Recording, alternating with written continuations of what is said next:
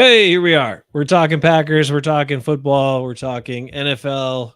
We're talking familiar things like Aaron Rodgers drama and other familiar things like Aaron Jones is awesome. Let's just say it. We all knew he was awesome. You were so pissed. And lots of Packer fans are pissed when they didn't sign him back. And we know it was the dumbass move. And Aaron Jones just proved to you again. At this time in Lambeau Field. And I will say this. Were you pleased, Ben, by the Packer fans' reaction to Aaron Jones and all the people in the organization, right? It was really good. I didn't catch the beginning. I don't know. Well, he was. I don't. It didn't. It was a warm. It was a warm welcome. Well, that's good. I will say this: the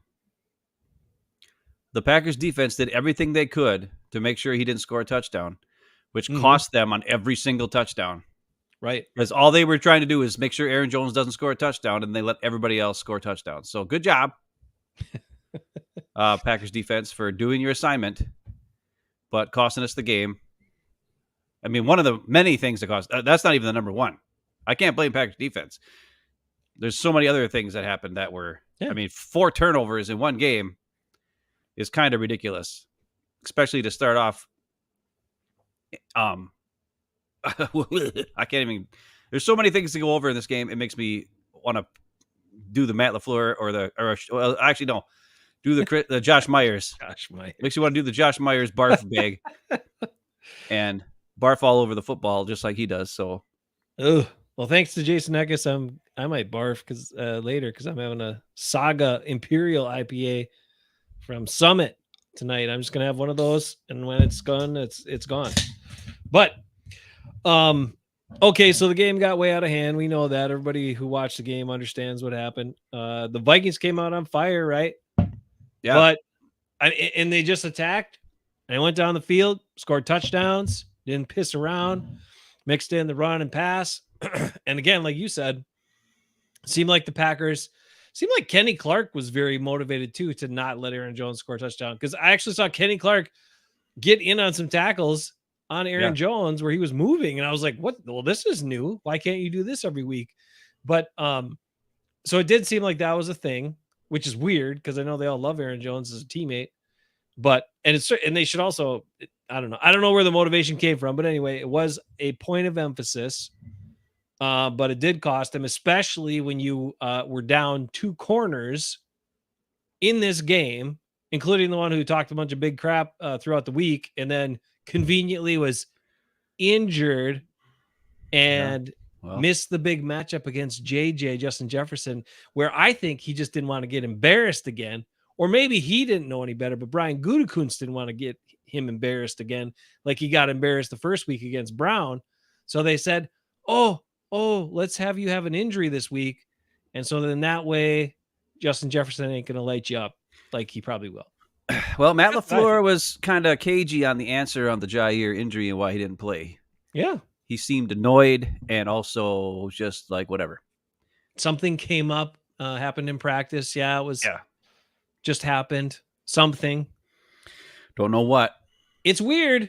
And I'm saying it. If you're Brian Gutekunst, this is my conspiracy plot for one thing. I have one, and it's Jair. And I'm Brian Gutekunst, right? I drafted this guy, my first round draft pick that I ever made as the Packers GM. I paid him a bunch of money when he was hurt the whole year before and really wasn't that good before that. Then he came out and played a pretty good year. Then he was hurt again. And then he played a crappy year. And then here we are. He gets lit up in the first game. Oh, no. Then he had all the stuff happen last year, right? Like all the bad stuff, all the negative stuff. Know, okay, he didn't get paid and then come out and have a good year. No.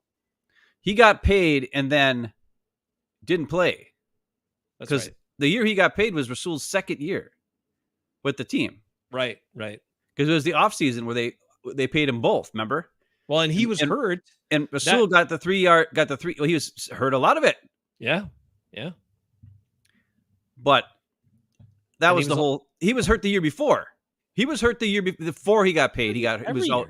Yeah. I know, but I'm just saying, because they needed Rasul and Stokes, who had to play the whole time, and Stokes was a rookie and he did pretty good. I still don't think he did pretty good. He did better than he's doing now. Well, yeah, better than now, but still not very good. And then the year after that, that was when in the offseason, they paid Jair a bunch of money for nothing. Yep. Dire straits, Uba Duba, as Nick likes to do. And they paid him a crap ton, 3 times the amount they paid Rasul, even though Rasul outplayed him 3 times better. Mm-hmm. They trade Rasul because he's the only one that anybody wants, Right. and keep the punk ass bitch and who never plays. So he's only been on this newer contract for, well, this is the 3rd year of it now. Right. Yeah. Okay. So and he has not played much in it for the previous 2 years, and he's already, as you say, injured, too injured to play against the number one reason why he's supposed to be paid is to. He says, they don't pay me to tackle, Right. so he's supposed to cover the good receiver. Okay, well, guess what? We're going against the Vikings, who have 3 pretty good receivers, and one is probably the best in the league. Everybody says, why don't we have the guy who we're paying to cover people? We could use you. I don't know.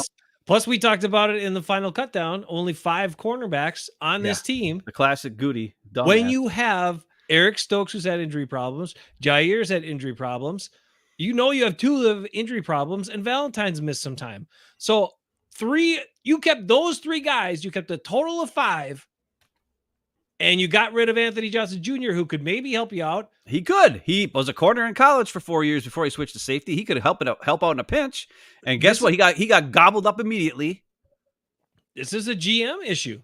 This is a bad move by the Packers GM to make these decisions, and then you've got these injuries. But I still think this injury was to protect Jair, and more than to protecting Jair, protect Brian Gutekunst, because Brian Gutekunst did not want his prize guy to be lit up again like he was in week 1.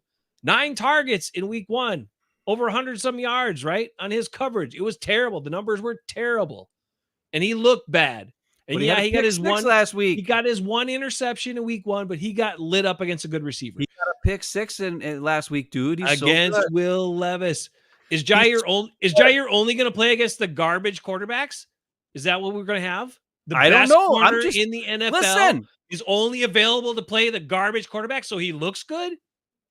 How many times do we hear the classic? I'm pissed. Sacks come in bunches. Remember the sacks come in bunches? It's only because you're playing the crappy ass freaking offensive lineman. That's why you get a bunch of sacks.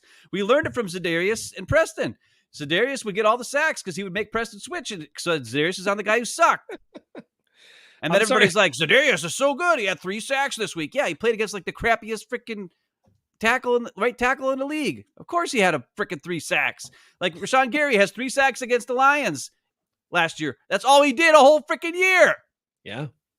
And now what is he? The Nothing. bigger problem is not just Jair, Jason. He has 1 tackle all for a the loss. money is in guys who can't play. I didn't mean to start off so hot Clark, here, but Rashawn Gary, Preston Smith, Jordan Love. That's the one I'm more concerned about than anybody.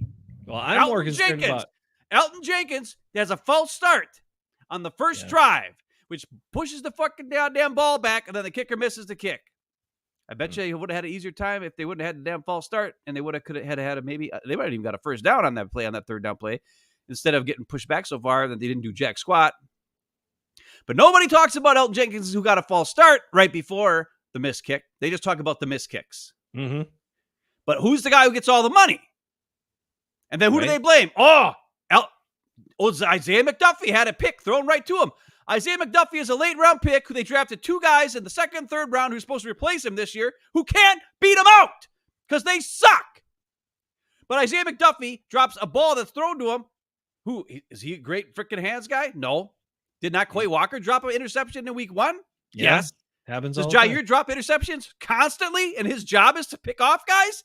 But it's because Isaiah McDuffie dropped the for sure interception, and then the very next play or whatever, then they got or that drive they scored a first touchdown. Blah blah blah. So that's all I'm hearing.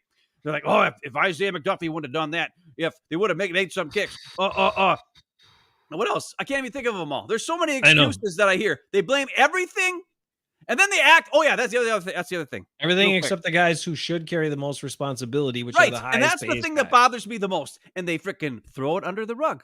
When it comes to Kenny Clark not performing, Elton Jenkins, Jordan Love playing like dog shit.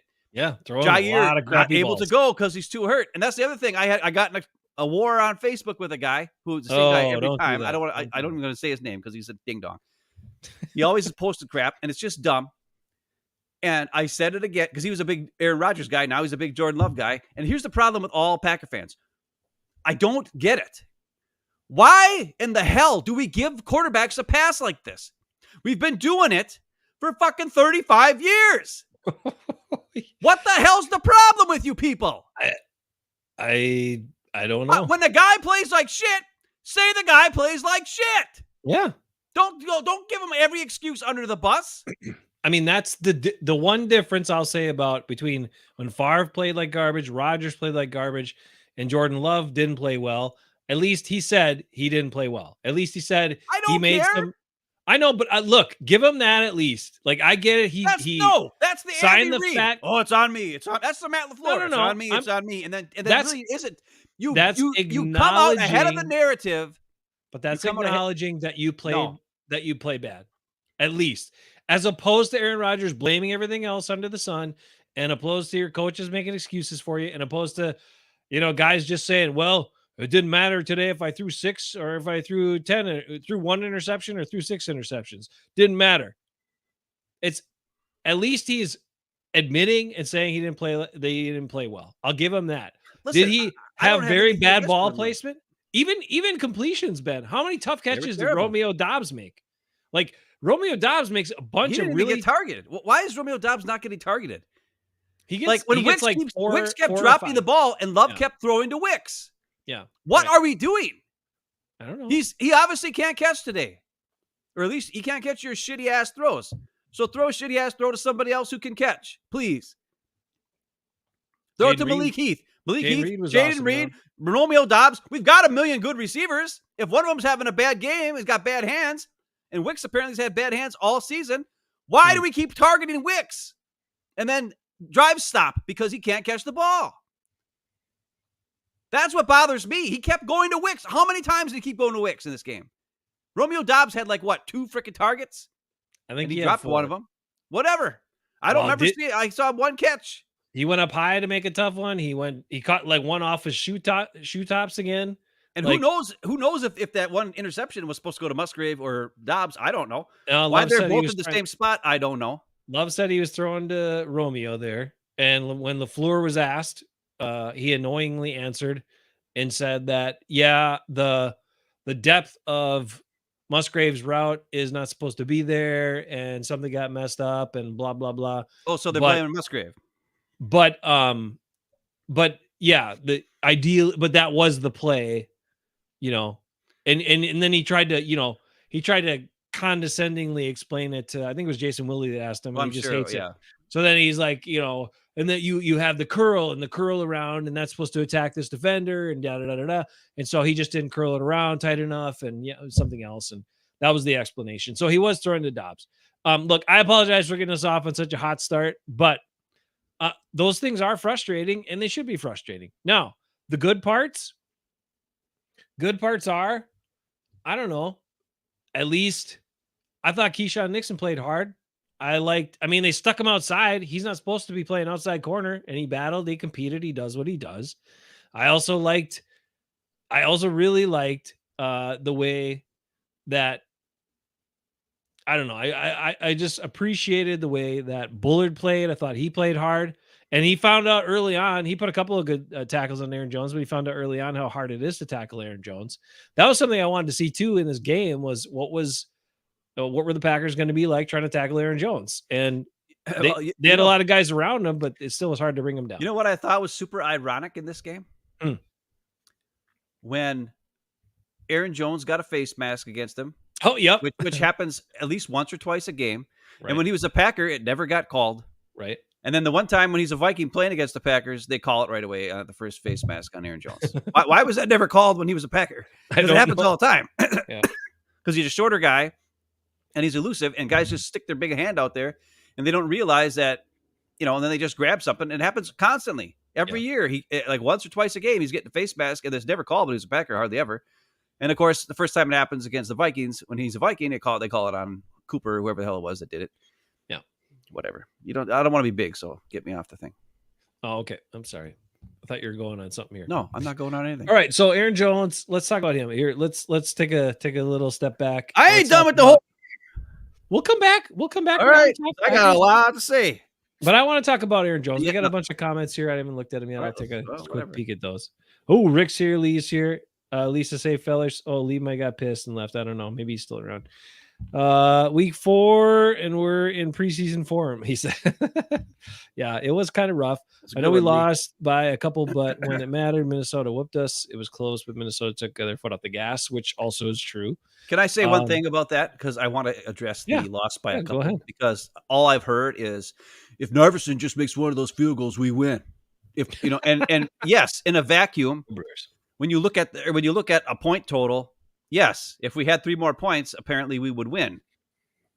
But that doesn't actually tell the tale of the game. I mean, in the second half, they started passing again, the Vikings, like idiots. Yeah. Which led to a sack fumble. And then they were like, F this. We got a big lead. Let's just pound it into the freaking, Packers defense. Run, punt. They took the freaking gas off the pedal because they didn't want to screw it up. But they could. But then when they needed to go down and score and kick the field goal, they did because at will. Then they found who Eric Stokes was covering and threw to. Yes. Okay. And not only that, the other thing. Eric Stokes. The Packers got 2 gifts in this game that were pathetic to think that, like, if they wouldn't have happened, especially the first one, the whole punt muff, awesome kick by Whalen, who kicked it so high and crazy, and the guy couldn't see it, and that was amazing. It was. And at the end of the half, and then we had the whole Matt LaFleur freak out, and then we still scored a touchdown, which was a great pass by Jordan Love and a great catch. That was not a great pass. That was underthrown. Jaden Reed had to go up over that guy to get it. It was underthrown. Yes, I know. Jaden Reed is not a tall guy, but somehow he out-jumped Harrison Smith in this game. He got that one. That's because Jaden Reed right. That wasn't a great pass. You're right. Jaden Reed's a player. Either way, he's awesome. They bailed out Matt LaFleur freaking out, even though they got bailed out with that lucky. What would happen if that punt would have been muffed? We would have been down 28-0.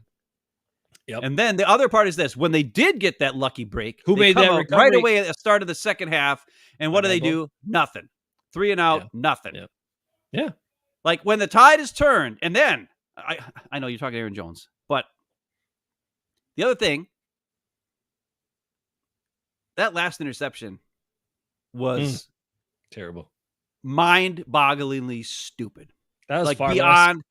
Well, he came to the studio or to the game wearing a Brett Favre jersey. Did you remember seeing that? So apparently he wanted to honor Brett Favre, and he certainly did by throwing 3 interceptions. Great way to go. The man who has the most interceptions in the history of all football is Brett Favre, and Jordan Love's like, well, I wore his jersey today, so I guess I'm gonna, try to do that. On first down, with a blitz coming to your face, right, and you have the time to get the ball away, just chuck it out of bounds. Just chuck it away. Or just eat it. Who cares? Like, it's the dumbest decision in history. And people say how he's grown. And this is a $55 million a year quarterback playing like a dumbass. You can't have your $55 million a year quarterback doing stupid ass crap like that. I said it on last Thursday. If Love plays, we lose. I said it was going to be a bloodbath. And it was.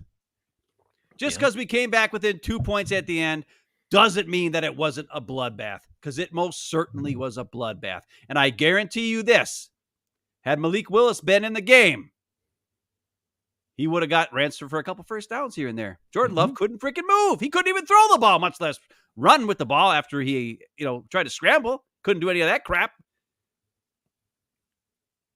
And the other biggest problem is this. What happens if you start Malik Willis and he plays like crap?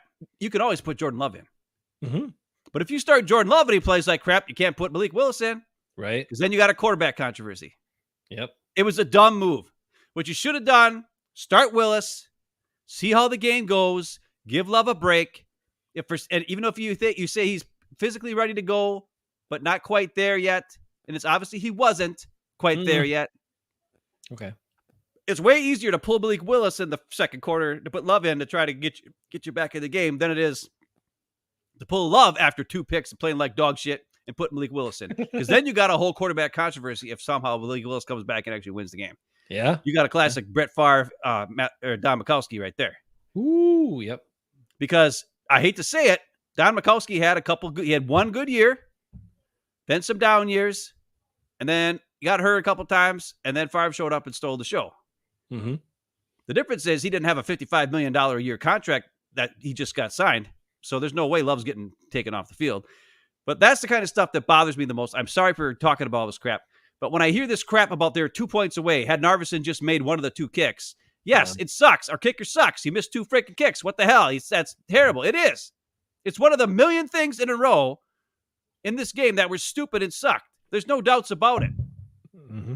But the bottom line is, Jair wasn't ready to play because he was hurt. They didn't play him. Jordan Love was hurt, not ready to play. They forced him out there. Why? I don't know. Especially when you had just won 2 games. I don't get it. That's the biggest thing for me. Is Jair couldn't play because he was sort of hurt or whatever happened. But Love, you throw him out there. And guess what? Love's backup, a hell of a lot better than Jair's backups. Actually, Jair sucks too, but that's besides the point. So there you go. I'm done. Go back to Aaron Jones. Well, I want to finish up on a couple things or follow up on that because there were a couple things that happened and things that were said, and I just want to I want to make this point. First of all, the Jair injury again is if you recall last year when he was hurt for a while and then coming back, he said I think he was also one of those guys who said he wasn't going to come back until he was 100%. And I'm just like, when are you 100% in the NFL season other than maybe the first time you step on the field? Like, you got to play. You got to play through some stuff. That's the name of the game. I still think it was Gutekunst protecting himself and Jair with all the stuff that happened. Obviously, the Packers have been on a campaign to rebuild Jair's image, popularity with the fans, like all of that after everything that happened last year. So they are protecting that right now because they have a big investment in him. So I do think there's some shady stuff there, whatever. But with Jordan Love, the thing that's perplexing to me is I heard other people talk about this and they're like, well, it's obvious Jordan Love wasn't himself. It's obvious. I mean, look at how bad, how off target he was in some of these throws. Did you watch Jordan Love play last year? He's not an accurate quarterback. He's not that much more accurate than he was in this game. He wasn't last year. He wasn't that much more accurate in most games than he was throughout most of this game. So that was not a telling sign to me like, oh, wow, he just can't, hit the target today. He always throws balls kind of off and guys got to make tough catches. And these guys usually do. Now, did Wicks drop some tougher catches that he could have made? Yes. Did Romeo and Jaden Reed catch balls that they shouldn't have caught? Yes. So it more than makes up for it. And Jordan Love did not have a high completion percentage in this game. I know in the fourth quarter or whatever it was, he had like great stat line and yada, yada, yada. He had 4 touchdowns, Jason. I know. Brought him back. He's so great. I know. But the one thing we saw early on, right? We saw it in the Kansas City game. We saw it in preseason during his first couple years. When the heat came, he just chucked it up there, right? Chucked it up. And then last year, we thought that it kind of worked its way out. Like he was more composed, right? And he'd stand in the pocket and take a shot. And he was taking shots, no doubt, in this game. But when it came, like the last interception, and Matt LaFleur made excuses for him. He's like, well, you got a free runner coming off here, guy in Jordan's face. I don't care. They always LaFleur has always done that for Rodgers and for Love. I know. They get more excuses than anybody in the league. And then he takes shots at guys who aren't the big name guys. And but that's going to happen, right? You're going to get a free runner. They're going to bring somebody. They're going to fool you. Like that's going to happen. What is the one thing you cannot do is just chuck it up there and put the ball in harm's way. Eat it. Take the sack. Somebody, people asked LaFleur point blank after the game. I think it was Wilde trying to pry for it, and then somebody else tried to pry for an answer, which is what is Jordan coached to do in that situation? Like, do you want him to just take a sack there? Do you want him to try to get outside the tackle box and throw it away? I don't think he was outside the tackle box, so he couldn't. He would have got grounded. Then throw it out the back of the end zone. Like, I don't think he had enough. I don't think he had enough arm strength to do it. Well, it got to the end zone. They got floaters. It was He was talking intercepted about a in the lot of end zone. floaty balls, right? He had some Phillip Rivers floaters in this game, and he's had floaters in other games. Malik Willis doesn't have floaters. I'll tell you that. He is a freaking rocket shot. He's got a compact throwing motion. Malik Willis does. I know Love it, has and a it much comes out bigger fast. windup. And so you're right about all of that, but I'm just trying to say, like, who are these people talking about? Like saying, well, he wasn't himself. Yeah, come on. The passing was about the same. It wasn't that much different. Okay. I will say, well, I haven't seen as many balls thrown low as I saw yesterday. Usually he's off target. Yeah. Like when he throws to the left, he's off target. But in this game, every ball was thrown at the shoelaces of guys, almost every single pass. I was just like, what's up with that? Or they were really high. Like Romeo had to get up really high to get a couple. Jaden Reed's out jumping guys. Like that's kind of it was bad, dude. I'll run through some comments here. Sorry, right. Not getting the comments here. Rick says it didn't look like Love was ready, favoring the knee, and I get all that, but again, I think the passes weren't that much less accurate than they were otherwise. People worried about, and obviously there was some concern, and they talked about it in the broadcast too about, hey, even though you just signed a big contract and you're the guy, you see this other guy come in, play well, the offense is moving. Okay. And you're winning games, you kind of gets to you be like, I gotta make sure I get back out there, right? Now, Brett Favre made sure he hardly ever came out of the game because he didn't want to lose his job. But like Jordan Love's like, oh crap, I was out. I gotta get back as soon as I can. There's a big difference. Yeah. Brett Favre won a Super Bowl. Right. And Aaron Rodgers won a Super Bowl. And the dumb fans who don't watch the games and just are like, when they're on defense and they go, come on, Brett. That classic video there. And at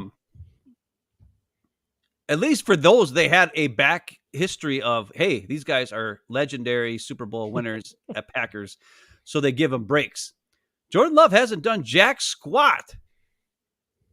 Yet, the way people are talking this week, they're giving him a pass. Like it's okay. And I don't get it. And I'm not a Love hater. I hope Love is good. Me too. But if you can't play and you're physically unable to complete a damn pass because you're throwing it in the dirt half the time, why are you out there? Right. That's the thing. And why do the Packers, Matt LaFleur, the fans, the reporters, at least local ones, continue to frickin' give passes to the quarterback for 30 years? When they play like dog crap. I don't get it. Because it's the hardest position to play in the world and all of sports and all that, yada, yada. Really? Because we watched Malik Willis just win 2 games. And yeah, they weren't against great teams. Yeah. But you know what he didn't do in those 2 games? Throw a pick. He didn't fumble the ball. He didn't do something stupid. Right. He didn't really do anything dumb. He didn't do anything great. I mean, actually, he did some actually, he scored a couple times. He did some pretty great things. Has some great runs too. But he sure as hell didn't turn the ball over 3 times, especially when you're down by a couple points in the fourth quarter after you made a huge comeback on first down and chuck up some crappy dumbass pass. That is unforgivable as a fan. As I can't take it. That's as bad as when that happened. Go ahead. I'm sorry. I'm just saying when that happened, that was where I was like, well, what is going on? Yeah, but then Tucker Kraft fumbled, Ben. I know, and then Tucker Kraft. That's the craziest part. They still got another chance. They still had a chance to win. Yeah. Even though they did that. I mean, and Xavier McKinney did not intercept that ball. No, that was incomplete. That was the other. It was the muffed punt and the Xavier McKinney interception that wasn't really an interception, but somehow he keeps. How they looked at the replay on that and were like, "Oh yeah, that's an interception." Yeah, I don't know. Especially after all of the other ones they looked at, there were catches like that, and they said, "Nope, those weren't catches." Right. And then that one, they're like, "Yep, we're good. Call on the field." I was like, that's what? Like the Devontae Adams. Remember Devontae Adams caught a pass, a touchdown like that one time for like half a second. He caught it for half a second, then he fell out of bounds and lost. There was a second where the ball was not touching either of his hands. Yep. And they still called it a catch. And then Aaron Jones did the same thing where he caught it, got shoved out of bounds, kind of lost the ball a little bit. They called that incomplete in the same exact game. Mm-hmm. But Devontae Adams is Devontae Adams, so he got the call. And Xavier McKinney apparently is a superstar safety, so he gets the call. I mean, 4 interceptions in 4 games, Ben. He's so great. If he gets a couple more, You know I'm what's telling you, he's first team All-Pro. what's humorous is he got a 90-something coverage grade in the What? Oh, PFF rankings because he had such a high coverage grade. how so? Probably because I don't know, but he had one target the whole game. He doesn't cover anybody. He's a free safety. Right. I don't understand how you can give him a target. Like I was looking at the PFF grades, and the safeties had all these high coverage grades, and I'm like, they didn't cover anybody. Like they don't cover it. They just sit back there and wait for the ball. Like I don't understand how they're giving him I don't know. Whatever. I'm sorry about going on a tangent there. Except the Viking safeties sit back there, and when stuff's in front of them, man, do they attack it. They don't piss around. I was impressed. Like they attack plays. The other thing, okay, if Willis plays, you have a much different offensive approach. And you have a high-powered offense on the other side. Sam Darnold has been playing great. You got Aaron Jones, you got Justin Jefferson. Not only did you have Naylor playing well, but they get Addison back, right? So they are at full power almost. I know no Hawkinson, but whatever. You got 3 legitimate wide receivers that can cause you problems along with Aaron Jones. So why wouldn't you want to play a possess the ball kind of game that you have been playing? Slow the game down, run the ball, do some quarterback option runs and different things like that, right? Like RPOs. Malik Willis can cause the defense problems and put strain on them. He would make Brian Flores have to back off some of his blitzes, right? Because if he had man coverage behind and guys have their backs turned and Malik Willis sneaks out, that's a huge run. Like you can't do that. So it changes the approach from the other team by having a guy who actually can run. So I don't know. It was a bad move all the way across the board. And exactly what you said before was absolutely right. There was nothing to lose by playing Malik Willis because if the game was out of hand or it wasn't going well, you bring in Jordan Love. If he does something good, the fans think he's great and everything looks good and everybody's happy, even if you don't come back and win. But you can't pull his ass out and put Malik Willis in once you're down 28-0 or 21-0. So the Packers made their own bed. Unfortunate, bad move.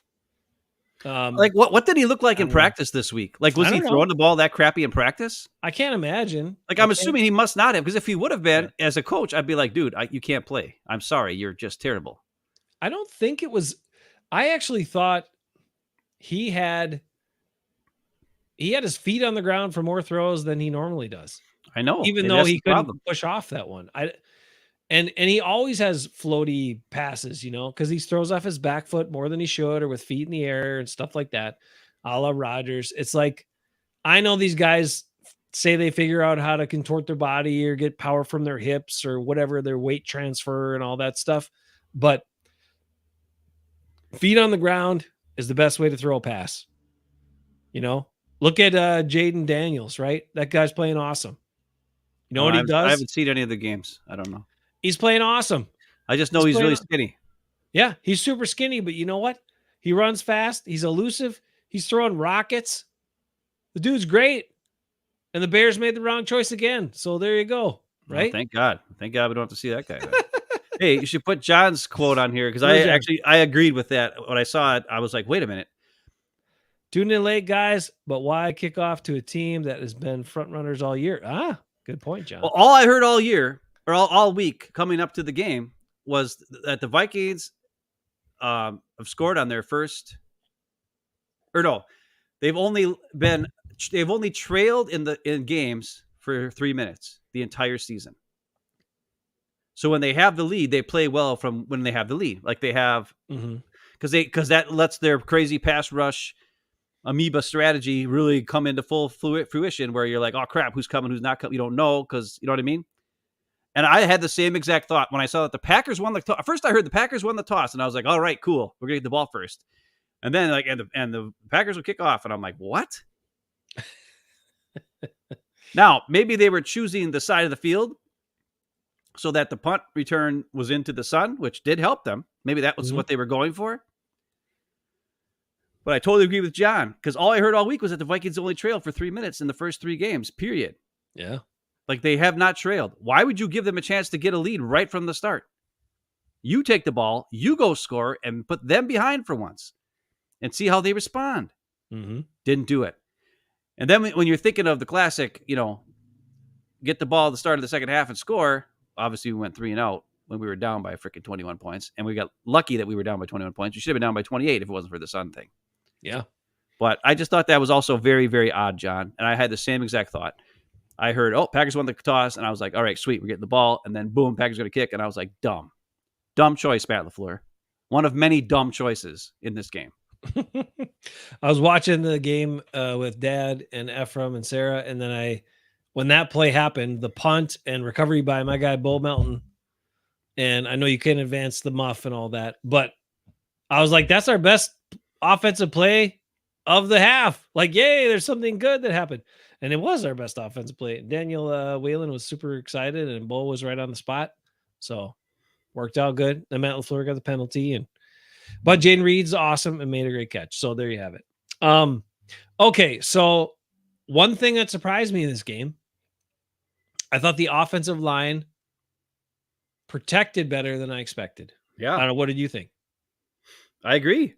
I didn't see him getting confused too much, like by the Flores stuff. Like they knew what they were doing. PFF grades actually show that too, except for one guy, Elton Jenkins, who's the highest paid one. He had the bad grade. But even Josh Myers had a decent grade. Sean Ryan had a good grade. Zach Tom was our highest rated player on PFF this week. Well, no, highest rated offensive player. I don't know if he's the highest rated player. But he had a 90.1 grade in the game.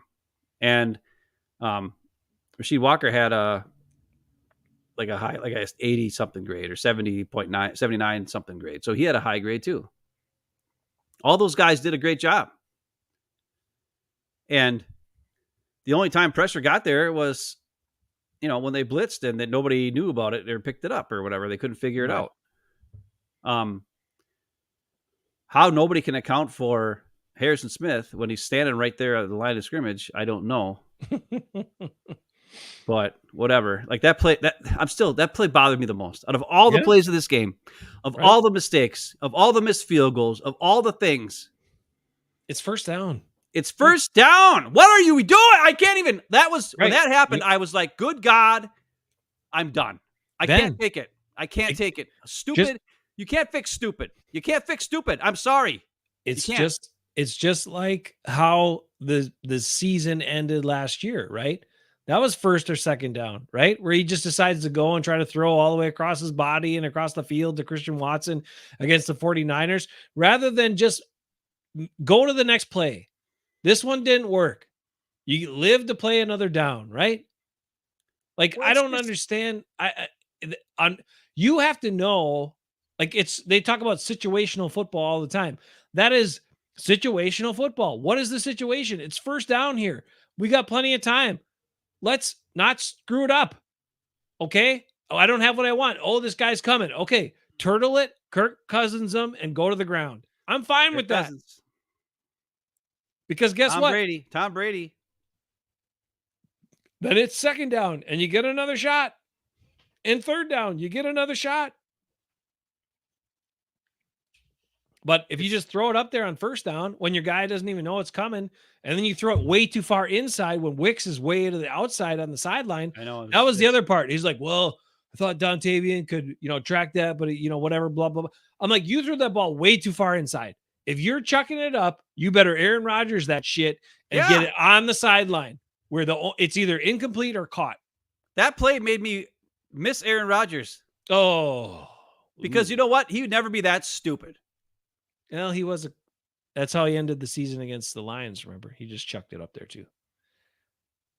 Got picked. Kind of. For his third pick in that game, which was I don't remember. Fantastic. I don't remember. Oh, we don't remember. Was it on first down?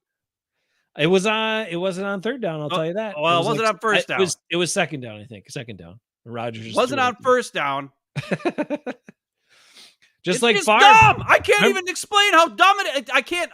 I'm done. It reminded me of Favre in the Eagles playoff game where everyone obsessed about the 4th and 26. And then we had like the first or second play of overtime on offense. And then he just chucked it up there like a dum-dum and threw a pick.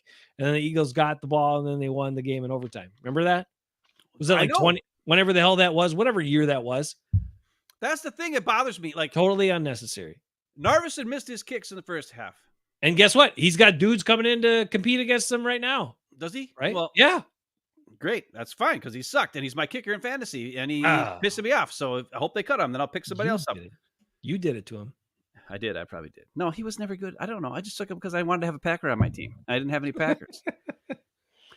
And now I don't care about the Packers on my team anymore because I'm done because I can't handle stupid. I can't handle stupid. I have 3 rules in this world. Rule number 1. Always assume that 99.9% of people you meet are stupid. And then you'll never be disappointed. Because then you meet some people, maybe you'll meet somebody who's actually not an idiot. And you're like, oh, I'm pleasantly surprised that you're not a moron. Rule number 2, never accept anything from anybody. And then you'll never feel like you're obligated to get somebody something. And you broke that rule for me a couple weeks ago like a jerk. Because now I feel terrible and I don't know how I'm ever going to repay you. So, awesome. Thanks for that. But that's besides the point. And then rule number 3, see rule number 1 and rule number 2. So there you go. Those are the 3 rules. So I assume people are dumb. So I like, even that, I'm expecting people to be dumb. But that third interception went beyond me expecting 99.9. That would be like 100% dumb. Yeah. 100% dumb. On a guy we paid $55 million to. But that's what you for having 8 good games. That's what you've seen from this guy, though, right? That's his default.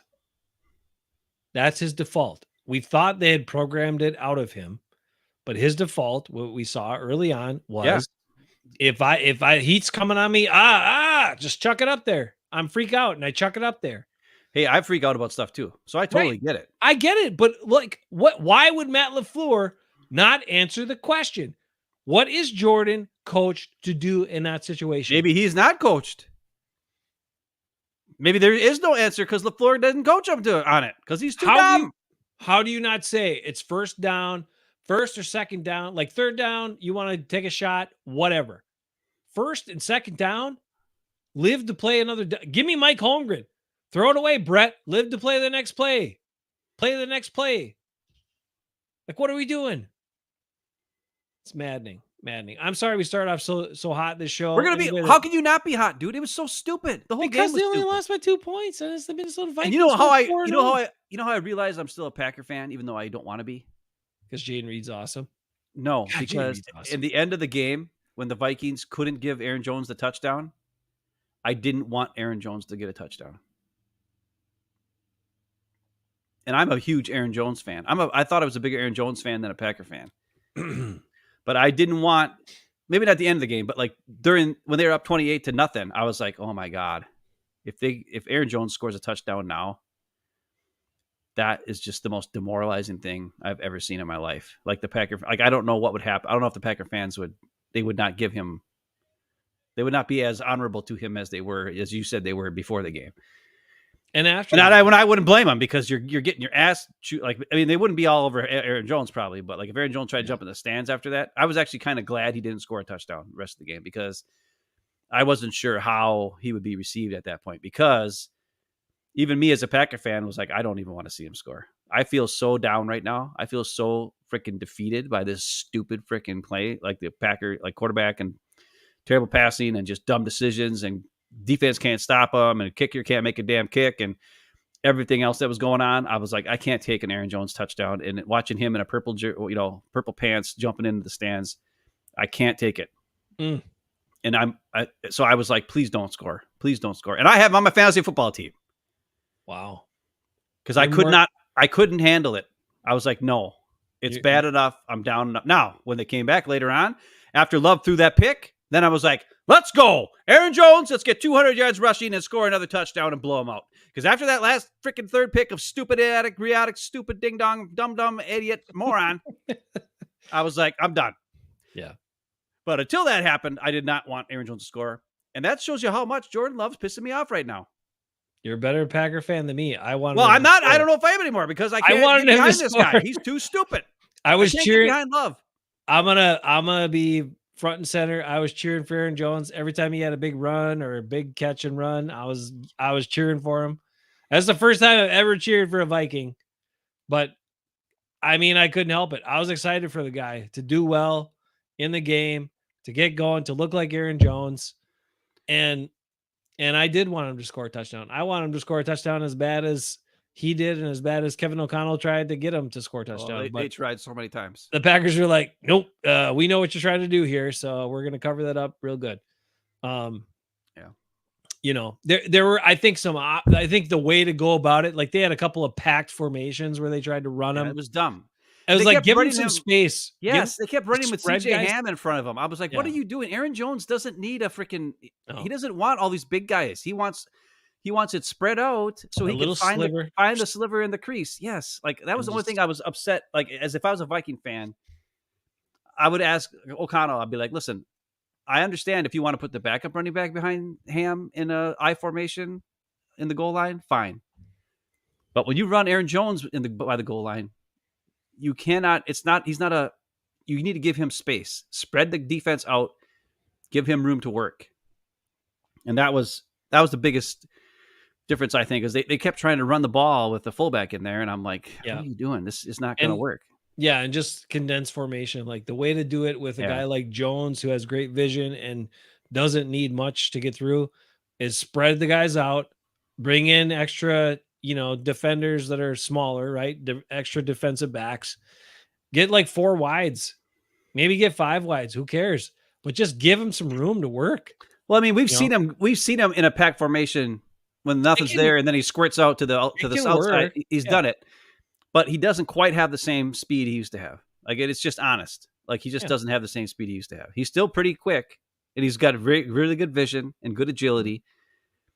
But you have to understand, like, where his strengths are now. He doesn't have the speed to probably cut it out to the outside, especially to beat corners. Bullard got him a couple times, at least once, I know for sure, on a third down where, he kind of tried to get to the outside, and then Bullard was back there and smacked the crap out of him. And I was like, crap, Yep. But that's why you run at Stokes, or you got to run at Stokes. Don't run at freaking Bullard wherever or Nixon. Don't run at Nixon or run at Stokes every time. Let's go there, Eric Stokes. Yikes! Oh yeah! First round pick in a year where they could have drafted a stud offensive lineman or two. God, Goody should be fired. I get it. Everybody's like, look at this team he's assembled. That dude should be effing fired. Look at all these big misses. Early round. Lucas Van Ness, where's the impact? Rashawn Gary, 1 tackle for a loss in 4 games. Oh, dude. And look, Rashawn Gary was trying hard. It's just that he's too damn slow. He's not good. He's not fast enough to catch guys, and he's not big enough and strong enough to bulldoze guys. No. He's a tween. He's between where he needs to be a good player. But he's got a great heart. He's a great guy. I love Rashawn Gary as a teammate and a guy, but he's lacking. He is not a number 12 pick. He's not a first round pick. He shouldn't even necessarily be a starter. I'm just going to say. And the Packer fans and the mouthpieces will tell you Rashawn Gary's awesome. He's a dominant guy. Not this week. It's starting to catch up to him now. Is it? Oh, okay. Ooh, Andy Herman, the guys on there, a couple of guys here, the Ryan Wood and those guys. It's creeping in. The Rashawn Gary questions are creeping in like the Kenny Clark questions crept in last week. People are starting to talk. How many years does Van Ness get? Van Ness gets like 2 more years. He'll get another couple of years. He's not a full-time player. Yeah, we don't know. He's a tweener too, and he's another try-hard guy. But it was a miss, a huge swing and a big miss by Goody. Guy should be fired. Well, he did not build this team right. He kept trying to invest on the defensive side of the ball to make a dominant defense, and that stuff is not working because you didn't pick aggressive players who want to play defense. You picked guys that you thought had the potential to become a superstar rather than good football players. And on defense, you need good football players. And then if you get a star here or there, awesome. Then it takes you over the top. But if you got a bunch of good football players on defense, that can make you a really good, consistent, solid defense. Instead, what you should have done was gone and drafted these offensive linemen in the drafts where they were stacked with good old linemen, and you could have built a dominant offensive line that could run the frickin' ball and play action, and Matt LaFleur's offense would work great, and you'd look like Jared Goff going 18 for 18 for like 300 yards or whatever the hell it was, more than 200 yards on 18 completions on 18 attempts, because you could run the hell out of the ball, and then it's wide open play action off of it. That's how you dominate. That's fine, but the problem to your thing is, guess who had the highest grades in this game? Who? The left tackle and the right tackle. But Guess who had a pretty good grade in this game? The right guard. Like, and he was not going to replace Elton Jenkins. Elton Jenkins was a second-round pick. Josh Myers was a second-round pick. He wasted high pick on offensive linemen who aren't very good. Mm-hmm. I mean, Elton Jenkins is talked about like he's a Pro Bowler. He's not. Even Never more has. than that. I think he was maybe one time, but I don't know if he was. But he's a- okay. Yeah. But he ain't much better than, I don't know, a couple of guys we've had in the past. But the bottom line is, Goody is a ding-dong from the start to the finish, the whole thing. And there's nothing we can do about it. Well, and it's his ego, like you said. All the high-paid guys are not good. Other GMs, not all of them, but other GMs that keep their jobs, admit when they're wrong, correct the mistake, move on from the mistakes they've made. Well, he cut Anders Carlson. Goody doubles down after on the 1 year. ones. Yeah, Anders Carlson, 6th-round pick. He traded Amari Rodgers after 2 years. Yeah, well, that's because it got bad. He didn't sign back Savage.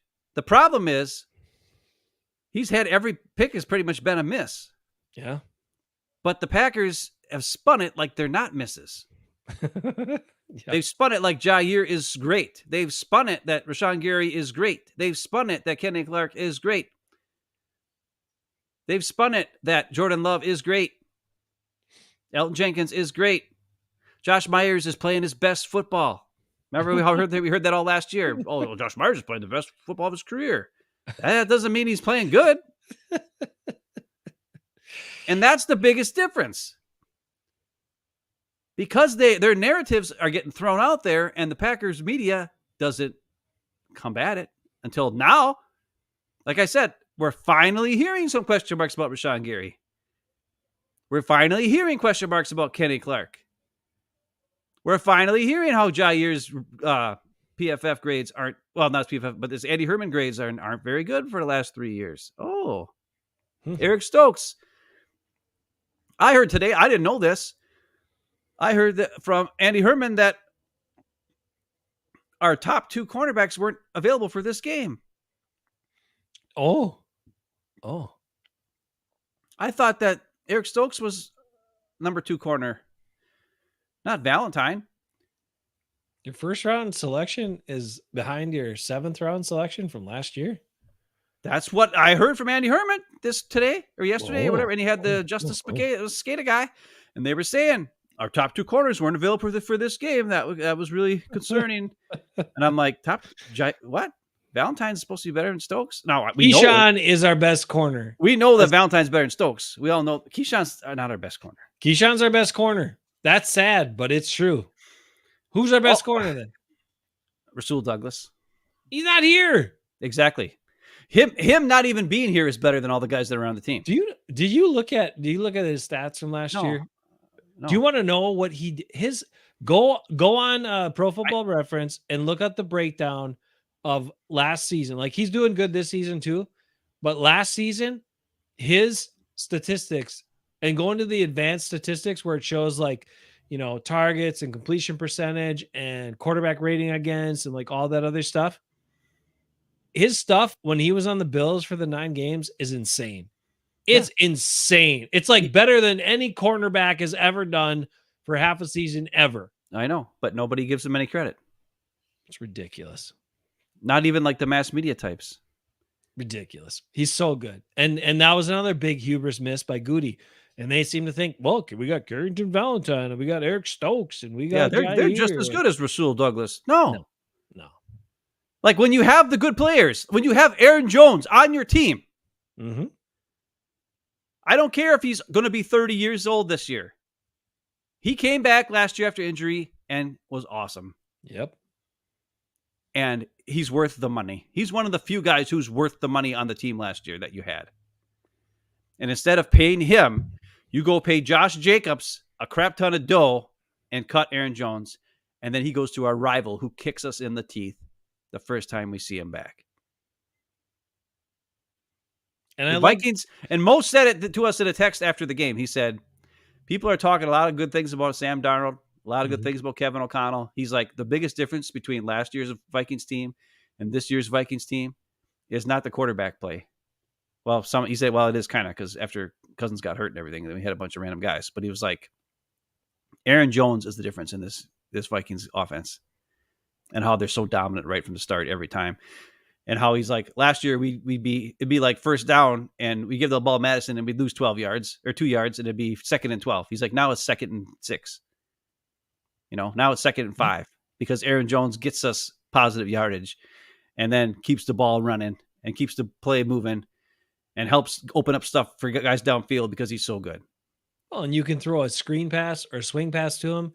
And instead of how many of those did they do? Remember on Thursday, I said that. They run this play 3 times a game. How are you not ready for that play? I don't know. The guard sneaks out. They do the fake hand, run off to this side, and the guard sneaks out to the other side and freaking does a one-man screen for Aaron Jones, and he got 20 yards every time. It was like 3 times not 3 times in a row, but 3 times during the game, they got 20 yards on that freaking one-man screen. He got first downs. Instead of getting you like 5 yards or 4 yards, like a lot of backs do, he gets your first down. I didn't even watch it. I watched like half the Vikings game from last week, and I saw him do it 3 times. How does Jeff Hafley not prepare his team for that play? Especially when it's Aaron Jones. You should know. He tried to. Oh, then they're all stupid. Well, did they run him towards Eric Stokes' side? Because that's going to help you. Well, they did run a couple times at Eric Stokes. Mm-hmm. How many times was Eric Stokes targeted in this game? And how many times was like, and what was the thing? Well, they went after Ballantyne too. The one thing Eric Stokes can do is run straight pretty fast. So what that's all he did. So what did Justin Jefferson do? Run deep crosser against him or a deep over route? Yeah. And then Stokes is like 5 yards behind him because he cannot change direction. And even though we showed you clips, Jeff Hafley trying to teach him how to change direction, he can't do it. He never could. He can't do it. And that is probably the most important part of playing cornerback because you have to react. You can't just run straight. You got to react to what you see and follow the guy, right? Do you remember Eric Stokes' draft stuff? Yeah. He was injured. He did not go to the combine. Yep. He had his pro day at Georgia, and all he did was run the 40-yard dash. Really fast. He did no other agility or he didn't do a bench press. He didn't do the cone drills. He didn't do the shuttle. He didn't do any of the other things. He just ran fast in a straight line. And Goody took him in the first round. And when you watch the tape, it wasn't like he was covering guys. He was playing at Georgia where he played 9 yards off and then just would run forward and which is what he's good at. When he sees things in front of him, he can run forward and make a play. But when you got to put him on an island covering a guy, he can't do it. No. He never did it in college. Goody drafted a guy because he ran fast. That's it. An injured guy who ran fast. And guess what Eric Stokes has been for the Packers? An injured guy who runs fast. That's all he's been. But Goody wasted a first-round pick, and when they drafted him, we were all like, Eric Stokes? Who the hell is Eric Stokes? Not a single person knew who the hell that was. Because nobody, I repeat, nobody was talking about him in the first round. 0 people. But Goody knows something that nobody else knows. Because he's a genius. He's just smarter than everybody else. I mean, and let me just put this out there. Eric Stokes is a fine guy. He seems like a nice dude. I have absolutely no problem with him as a person. He does seem like actually a pretty nice guy, actually. He's not particularly smart. I'll say that. But I think he's smarter than you give him credit for. Maybe he is, but he doesn't seem smart. But anyway, beside the point. Seems like a perfectly nice guy. I like him just fine. He just is not good at playing cornerback, which he was drafted in the first round to do. Yeah. And that is a problem. And that's not his fault. It's not his fault. He didn't pick where he got drafted. He didn't pick what round they picked him in. None of that. If they picked him in the 4th or 5th round, you'd be like, all right, whatever. Fine. But they picked him in the first round. That means you got to be good. That means you got to perform. That means you got to be a starter. that means you got to be somebody we can count on. No. You don't have to be a starter if you're picked in the first round. Oh, no? Oh. Look at Rashawn Gary, his first 3 years. Look at Lucas Van Ness's first 3 years. Look at Josh Morgan. He's back this week. Is he But back? He's not going to play. Oh, no. Well, he shouldn't. Sean Ryan's playing great. I know. Sean Ryan's going to beat him out. We wasted a first-round pick on a guy who's not even going to play again when we could have had a cornerback.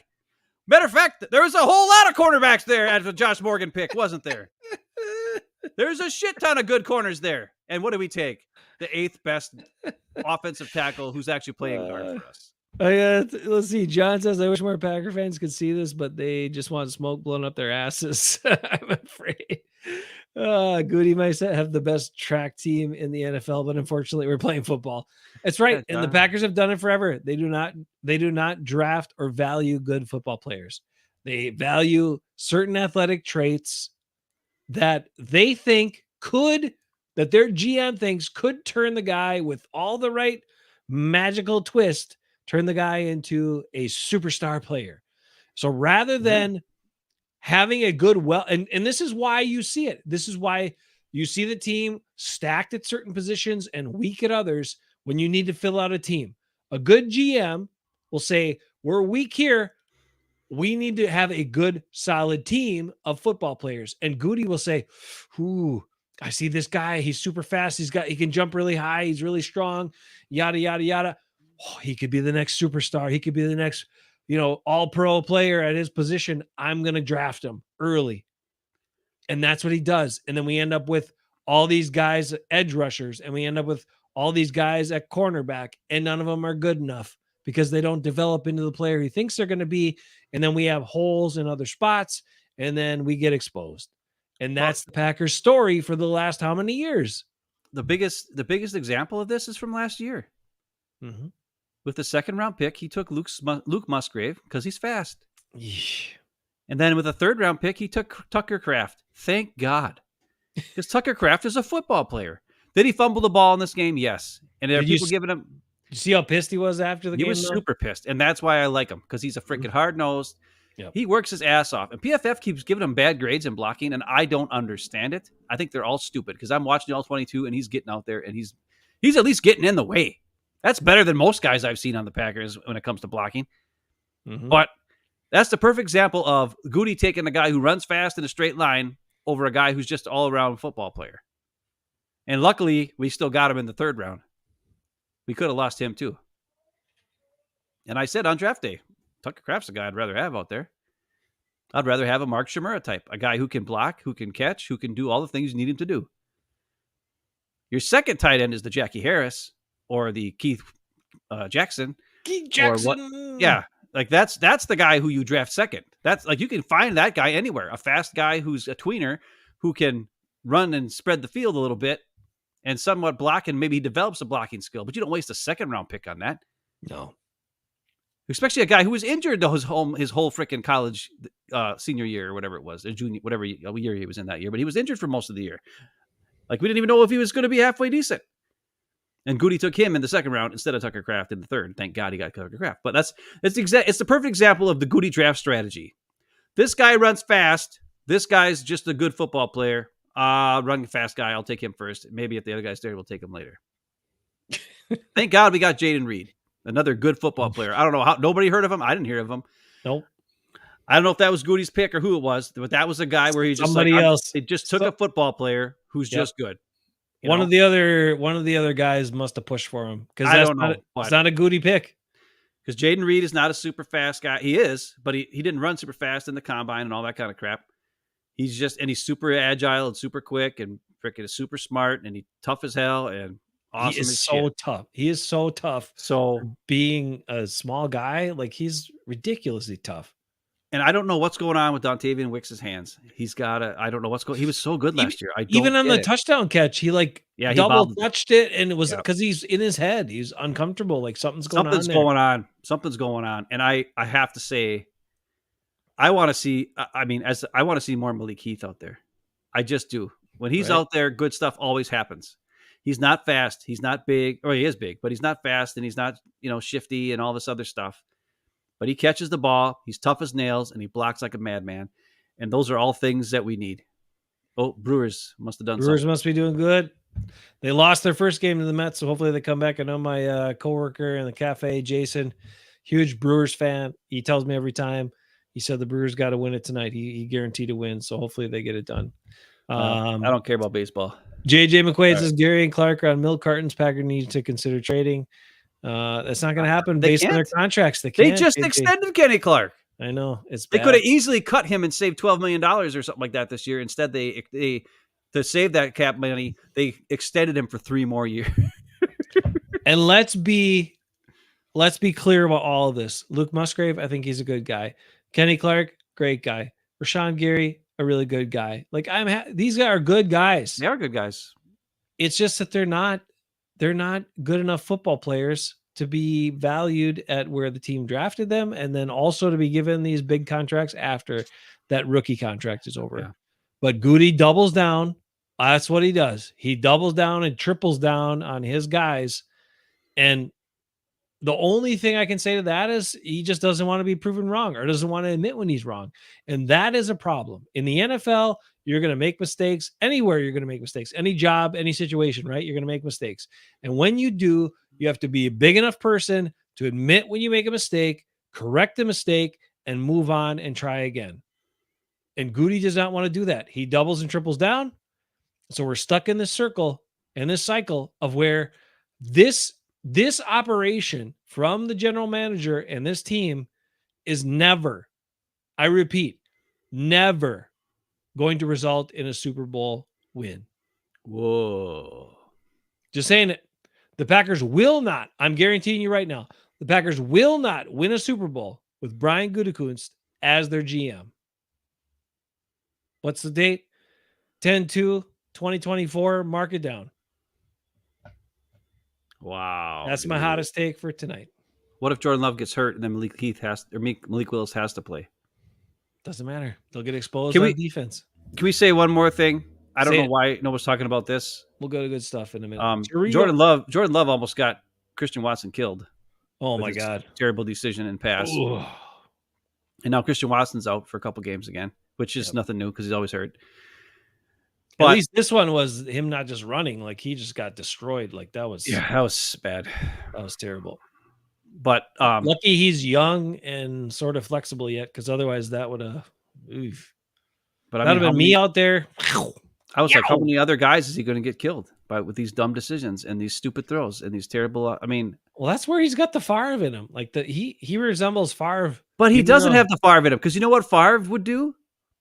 What? Favre would drill it in there so damn hard that nobody would get there in time to smack him. Well, sometimes they kill him. Sometimes they did, yes. Double D almost died. The reason why he got hit was because the ball was late. Yeah. There's another pass he had on a deep comeback route for Wicks or something, like really deep, and he waited way too long to throw the ball. He looked at it forever, and then threw it. And I'm like, dude, anticipation throw. Which he was good at last year. We saw it. I know. And by the time he threw it, he was already covered. I'm like, what are you doing? Mm-hmm. Like when they showed the replay, I didn't know when I was, when you watched it live, but when I watched it on the All-22, I'm like, oh my God, he's so open. Like, throw the ball in anticipation, dude. Like, what is your deal? I just showed the video last week where Malik Heath isn't even looking over there to Christian Watson pass. He's looking over straight and he throws it like this. Into a cover where there was like 4 dudes all around Christian Watson, tight freaking coverage, and it was perfect. Yeah. And Watson caught it and could move with the ball after because he looked off the defense and threw a rocket, not a freaking wounded duck, which is what Love's been throwing. These freaking wobbly, what do you call them? Loose floaters. His floater passes. Malik Willis was like, nope, drill son of a gun, because I know it's 3rd and 18, and I got to drill that sucker in between a crap ton of defenders. And if I don't drill it, my guy's going to get creamed. So he drilled it with a no-look pass that Christian Watson caught and took for another 20 yards. And what does Jordan Love do? Waits too long, throws a freaking wounded duck into a spot where there's a bunch of guys, and Christian Watson gets injured, and now he's out for a couple games. I got to tee you up like Nico would. Do you see that guy's balls? Yeah, they were weird looking. Okay. I gotta grab my fart gun. Dang it. I left it in the other room, I think. Because I got a silent but deadly player from this game, and you're not even going to know who it is. I guarantee you. Well, that's silent but deadly. That makes sense. Damn. Get me started on something I can get me riled up about, and I'll talk while you're gone. You're riled up. All right. Yeah, but give me a topic, whatever you want to talk. What have I not talked about yet? Say something that happened in Well, the game.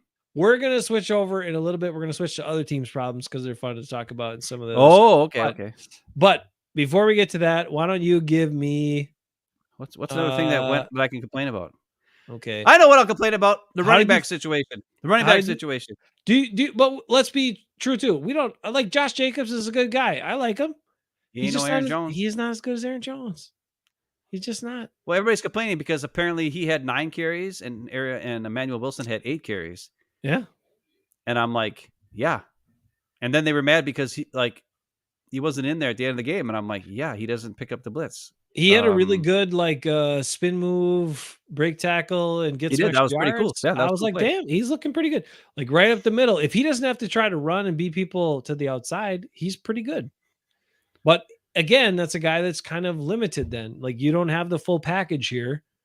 You have certain things he's good at. You have to use him that way. Oh man, more Brewers apparently happening. Lee's on it. Get him, Lee. I thought you were going to you say get turkeys with dad, or I forget what you said. Shoot a turkey or get a deer. I don't remember.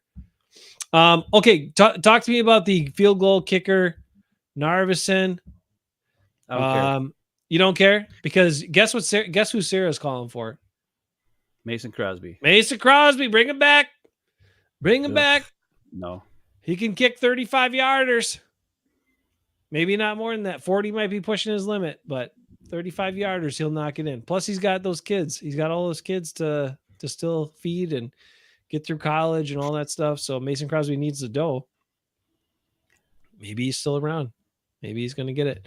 All right, I'm going to grab my fart gun. Why don't you give a little perspective on Kevin O'Connell and his locker room speech after the game. I didn't think it was that great. So go ahead, go get the fart gun. I don't know what the speech is, but I'm just saying the end part with Aaron Jones and what he said about Aaron Jones. I don't remember what it was, so that's okay. Go ahead, go get the fart. Get the fart gun already. You're wasting time. I gotta go to bed and whatever. I'm gonna say what it is then before I go. Get it. He said about Aaron Jones. He's like in the most important game ball he was handing out. He's like, I was going to drive over here and get this guy whatever I needed to do to make him a Minnesota Viking. You said that before. And I want Aaron Jones he said this guy, no, before he even got into that, he said, this guy has changed our team. This guy has changed our locker room. Aaron Jones and the Vikings didn't have, like Mo pointed out, not that many different guys, right? Defensive leaders were pretty much intact. All these other guys. Well, they did sign a lot of defensive players though in the offseason. They had a lot of free agent signings. True. Who have made big impact. They're veteran players who aren't making a whole lot of money, but they're making plays on the field, which is the opposite of the Packers. Exactly. And that even makes my point stronger. A bunch of veteran players like Gilmore, Murphy, these Van Ginkel, Cushman, right? All these dudes. Mm-hmm. And he says, this guy has changed our team, has changed our locker room. Aaron Jones. It was pretty awesome to just see Aaron Jones. Go get the fart gun already. Let's go. I get the fart gun. But I will talk about that. People gave the Vikings no credit.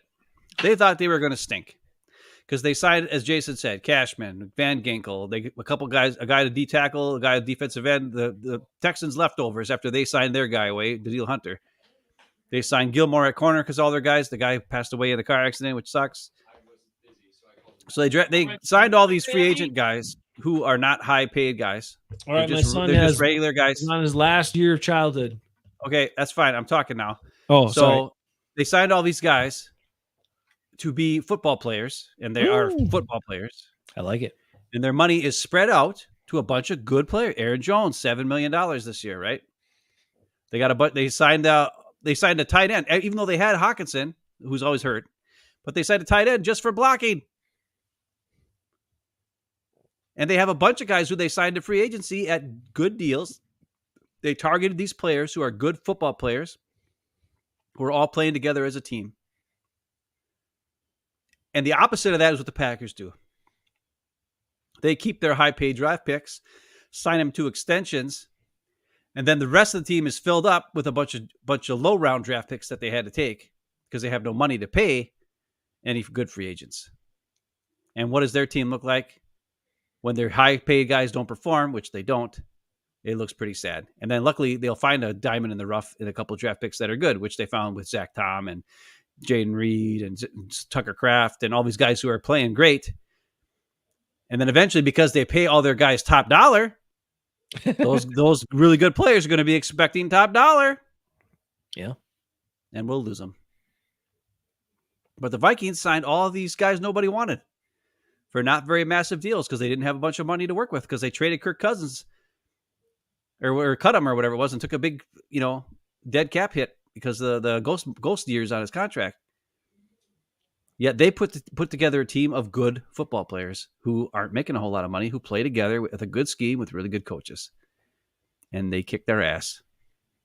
And that's the difference between, I hate it. I always thought Kwesi Adolfo-Mensah, whatever that crap his name is, was a ding-dong at GM for the Vikings with some of the moves he made. Trading within your division, trading a lot for TJ Hawkinson, which was stupid. And then the Lions just drafted a guy, in Laporta. Yeah. Well, he's done jack squat because on my fantasy team. I won't get into that right now.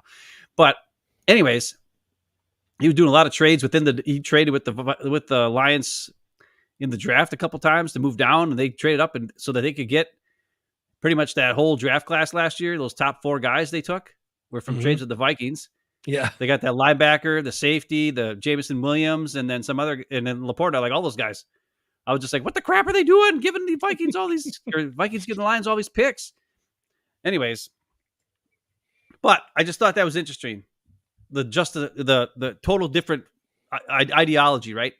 One team doesn't have a lot of high stars, or they have a couple. They lose their quarterback. They Sam Darnold for nothing. Bunch of guys on defense for nothing.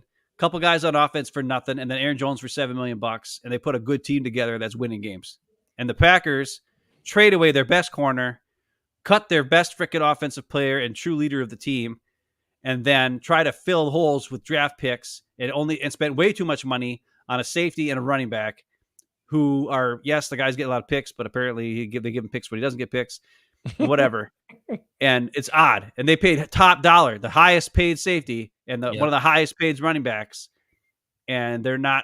So all they have is a highest paid at all these positions, and then a bunch of fillers with draft picks in the middle. And it's not a team. It's not producing like a team because you need your stars to produce, and they're not producing. Where the Vikings, because they don't have all that money into one guy, well, they do into Justin Jefferson, but that's it. Everybody else is kind of, in the middle.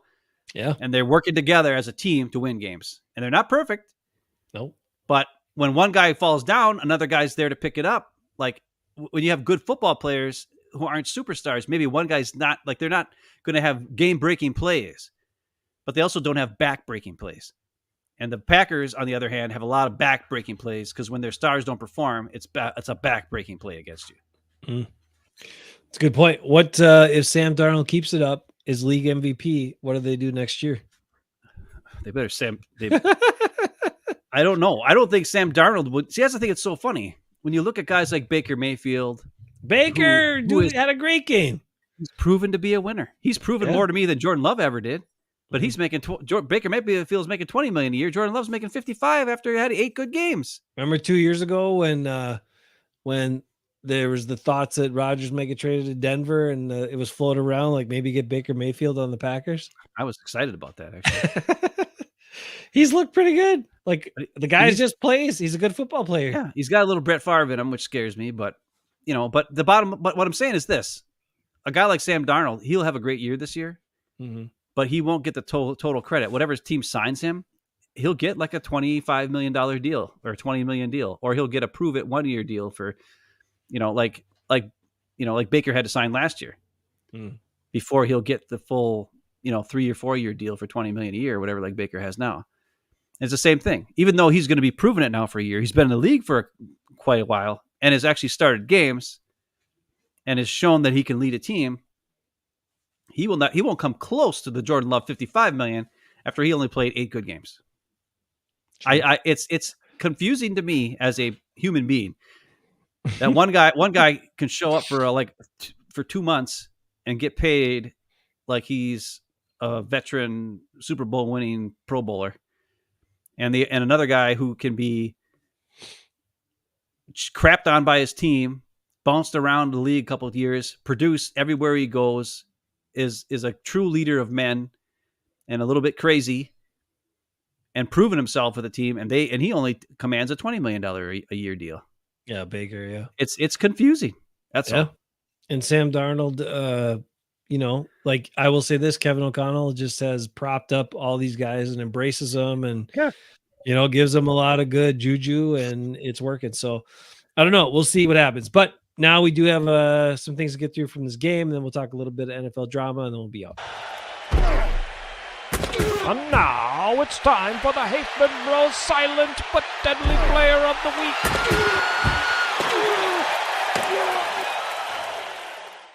All right, Ben, I'm going first this time. I don't know if you have one or not, but my silent but deadly player from this week has been a consistent performer. Is he flashy? No. Is he the best at his position? Hell no. But does he catch some low balls? Does he catch some high balls? Does he catch some other balls? Absolutely. And that's Romeo Doubs, number 87. Romeo Doubs is my silent but deadly player of the week. He caught some garbage balls, turned them into completions. He doesn't do a lot with it after, but that's okay because he's a possession guy and important to this team. And Romeo Doubs silently made an impact even though they didn't win the game. All right. He wasn't targeted enough, that's for sure. True. My silent but deadly player is going to be... Well, it's got to be Zach Tom. It's always Zach Tom. He's just too good.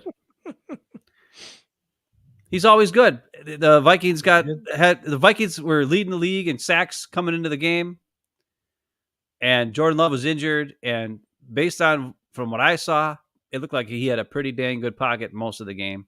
Mm-hmm. It was just a couple pressures that they didn't pick up because they were too dumb to pick up realized that Harrison Smith was coming, and Jordan Love and Josh Myers didn't adjust the coverage or bring a guy in to help seal the edge or whatever. Can't blame Zach Tom on that, even though that was on the right side. But he had a guy in front of me he was supposed to block, so you can't blame him for giving up that pressure there because it wasn't his pressure. So Zach Tom, he's the shining star of a team every single week, who's just always consistent. You can always count on him to be a very, very good player and not screw up. He's like the opposite of Billy Turner. Thank the Lord, Zach Tom. Zach Tom. Okay, so I wanted to get your play from this game. I will tell you, Jaden Reed had me a couple times jumping out. The way he caught passes, the way he came up with some catches that I did not think he'd come up with. But my play was when it looked terrible, everything was going wrong, and my guy, Bo Melton, down, Bo on the spot. After Daniel Whelan boomed the hell out of the ball, kicked it into the sun. Vikings guy can't see the ball. He muffs it, and Bo Melton recovers at the 2-yard line. I thought for a second he had a touchdown, but then I forgot the muff rule. You can't advance it, so then it wasn't a touchdown. Kevin Harlan didn't know it either, and he gets paid a hell of a lot more money than I do to call games and didn't even know that rule because he's like, touchdown, Bo Melton, touchdown. And how we were all excited, but that was my play from this last Packer game. Nice. Mine was, I can't remember if this happened right after. I don't know if it was right after the 3 and out to start the second half, or maybe if it was a little bit later in the third quarter. But mine would be the Keyshawn Nixon blitz sack fumble. Because I was like, until that happened, I'm like, yeah, okay. Well, I mean, yeah, we got some points at the end of the first half with luck. But we come out, go 3 and out. And then I don't know if that was right after that or if it was the drive after that or whatever. But like the Vikings were moving the ball and, things were not looking good. And luckily for us, they were stupid with the huge league that decided to pass there for a while. And Keyshawn comes on to blitz and gets back there and causes the freaking fumble. And we get the ball back and we go and score a touchdown after that. So that's my because I was like, I didn't think we had a chance in hell. But after that play, there was a little bit of light coming through at the end of the tunnel there, and I'll give Keyshawn my Oh yeah. And Edgerrin Cooper recovering the Yep. Fumble because he's super fast. Like Super the dude fast. is ridiculously fast. Holy crap. Oh, yeah. All right. So you got through all that. Again, there are positives in the losses, and there are negatives in the wins, but that's what happened in this game. Now let's turn our attention to what could have been. Because if the Packers had not traded away Aaron Rodgers, what could it look like right now? It could look like what's going on with the Jets right now. Ben, did you happen to see the Jets, the score or some of the highlights from the last Jets game where they lost 10-9? I They did lost not. 10-9. I did see last week where the Jets scored a touchdown, and then Do you know- Aaron Rodgers was coming to the sideline. Robert Saleh was trying to give him a high five or a hug, and Aaron Rodgers shoved him away and gave him the look of death. I saw that because he's above. He doesn't consider Robert Saleh on his level, of course, because he's Aaron Rodgers, the greatest of all time. All right, so I'm just gonna tell you this. All right, so I was with Dad. Okay, over the weekend we were getting ready, we're getting prepared for the Packer game and all that sort of stuff. And Dad's like talking about Rodgers because Dad still, for whatever reason, still has this soft spot for Rodgers. I don't know, whatever. And he's like, "Well, I'm just glad I'm glad he's getting another chance to show what he can do and get another chance." Yeah, blah blah.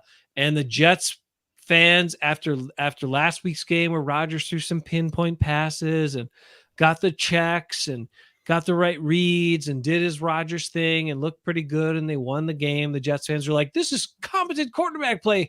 Aaron Rodgers doesn't miss a read. Here we go to the Super Bowl, Jets." Okay. Aaron Rodgers proved once again that he is the king of false hope. He is the king of only that, but he is the king of false hope. Here is what is going on because of this quarterback for the New York Jets. So thank goodness the Packers got rid of. Ben, let's examine the game briefly. And does any of this make any sense to any human being? Please tell me. I'm going to share a screen here in a second. Get this pulled up for you because it makes no sense. The Jets were in a ball game where it was always a close game, the whole game. The final score was 10-9. Okay, 10-9. The Jets were ahead 3-0, then 6-0. Then they were down 7-6. Then they were ahead 9-7. And they lost 10-9. Bo Nix was 12 out of 25. Bo Nix was terrible. Bo Nix could not throw the ball to anyone. And people said it was rainy, it was wet, all that sort of stuff, right? So it was a rainy game, rainy day, wet ball. Everybody's saying Bo Nix couldn't handle the wet ball. I hope he can throw a dry ball better than that because I watched the highlights and it was terrible. The only thing he could complete was like a wide receiver screen or something, 1 yard beyond the line of scrimmage. Yikes. But what I'm going to tell you, this is the perplexing thought. So here's the thing. The game is close the whole time. Jets were never out of it. Previously, and in recent weeks, Aaron Rodgers had praised these two young running backs for the Jets. Breece Hall is back, and Braylon Allen, who they drafted, the rookie out of Wisconsin, who's a monster and only 20 years old, right? Mm-hmm. Aaron Rodgers said this is probably the best young back duo he's ever seen or played with. Maybe he said play with. I don't know. Whatever. Anyway, praised them. And in a game that's okay, but can I stop you for a second? He Yeah. also said Devontae Adams was the most dominant player he's ever played with. So he obviously has no clue about talent, but that's besides the point. Okay, back to you. Okay. So in a game where Bo Nix was 12 of 25 for 60 yards, 12 How did you win a game like that? 25 for 60 yards passing, 60 in the whole game. What the crap? Aaron Rodgers and the Jets, Aaron Rodgers threw the ball 42 times. Braylon Allen got 8 carries. Breece Hall got 10 carries. 10 carries for 4 yards? Aaron Rodgers got 5 carries. So those 5 carries were also probably dropbacks. except for one where he just took it and ran off. So we'll say 4 of them. So Aaron Rodgers had 46 dropbacks and only 19 rushing attempts in a game that ended 10-9, and it was rainy and it was wet and it was the perfect game to run the football. Aaron Rodgers once again refused to run the football. Yeah, but they had 18 carries for 38 yards. That's pathetic. That doesn't matter. Braylon It Allen does had matter. 4.2 a carry, Ben. They didn't then- try it. They didn't do it enough. Yeah, 18 Brees Hall, carries. that's fine. And I know it was tough sledding, but you also know we also experienced this Aaron Rodgers over the last 7-8 years in Green Bay, right? Running plays are called. Aaron Rodgers thinks he's going to get a one-up on the defense. He thinks he's got smarter than them. He's going to outsmart them. He changes the play to a pass play, right? Because we don't have the numbers to run here. We don't have the numbers to run. So we'll have an advantage if we do a pass play. Well, Aaron Rodgers, you were in really bad weather conditions. You were 24 for 42 for 225 yards, 0 touchdowns, and of course, 0 picks, Ben, because when push came to shove and there were some plays to try to make in the red zone, did Aaron Rodgers try to squeeze a ball in there, or did he throw it out of the back of the end zone or throw it away and kick a field goal? What did he do? Well, they got 9 points, so I'm assuming he threw it out of the backfield and kick a field goal. Yep, that's what he did. Because what is he most worried about, concerned about playing football? Numbers. His numbers, right? Yeah, his numbers. Yeah. So, and we also have seen this in other teams. We've seen this with other running games. Sometimes it doesn't work for a while, but sometimes when you're supposed to be a physical football team, you need to just do it. You need to just run the ball. You need to impose your will. You've got to go against the numbers sometimes, and you have to attempt balance. And Aaron Rodgers, in a game that was 10-9, 46 pass plays and only 19 rushing attempts in the game. That's 10-9 in wet, rainy conditions. And that is the Aaron Rodgers effect. Now, what has this led to? This has led to some issues to go along with Davante Adams doing what we expected him to do, which was announce that he wants to trade. He wants to be traded out of Las Vegas. Even though Raiders just won a game without Max Crosby playing, they won. He wants against a good team. He wants his trade, and there were people talking about this. Are him and Rodgers cooking up something so they can reunite in Jets land later in the year? And oh boy, and here he's put the first screw in motion as Davante Adams requesting a trade from the Raiders. Well, who's going to want him the most? Aaron Rodgers. And who does whatever Aaron Rodgers wants? The freaking Jets. Joe Douglas. Joe Douglas. So here we go. Here is what this led to. So it could get even worse if that happens. But take a look. Did you hear what Garrett Wilson had to say? Do you know how Garrett Wilson's season is going? It's not going well. I know that Alan Lazard has got more targets than him. Let's take a look at this article talking about Garrett Wilson and stuff he said. So Garrett Wilson, they say in this headline, sends warning to New York Jets coaches after tough loss to Broncos. And the Broncos are not a good team. Let's be real.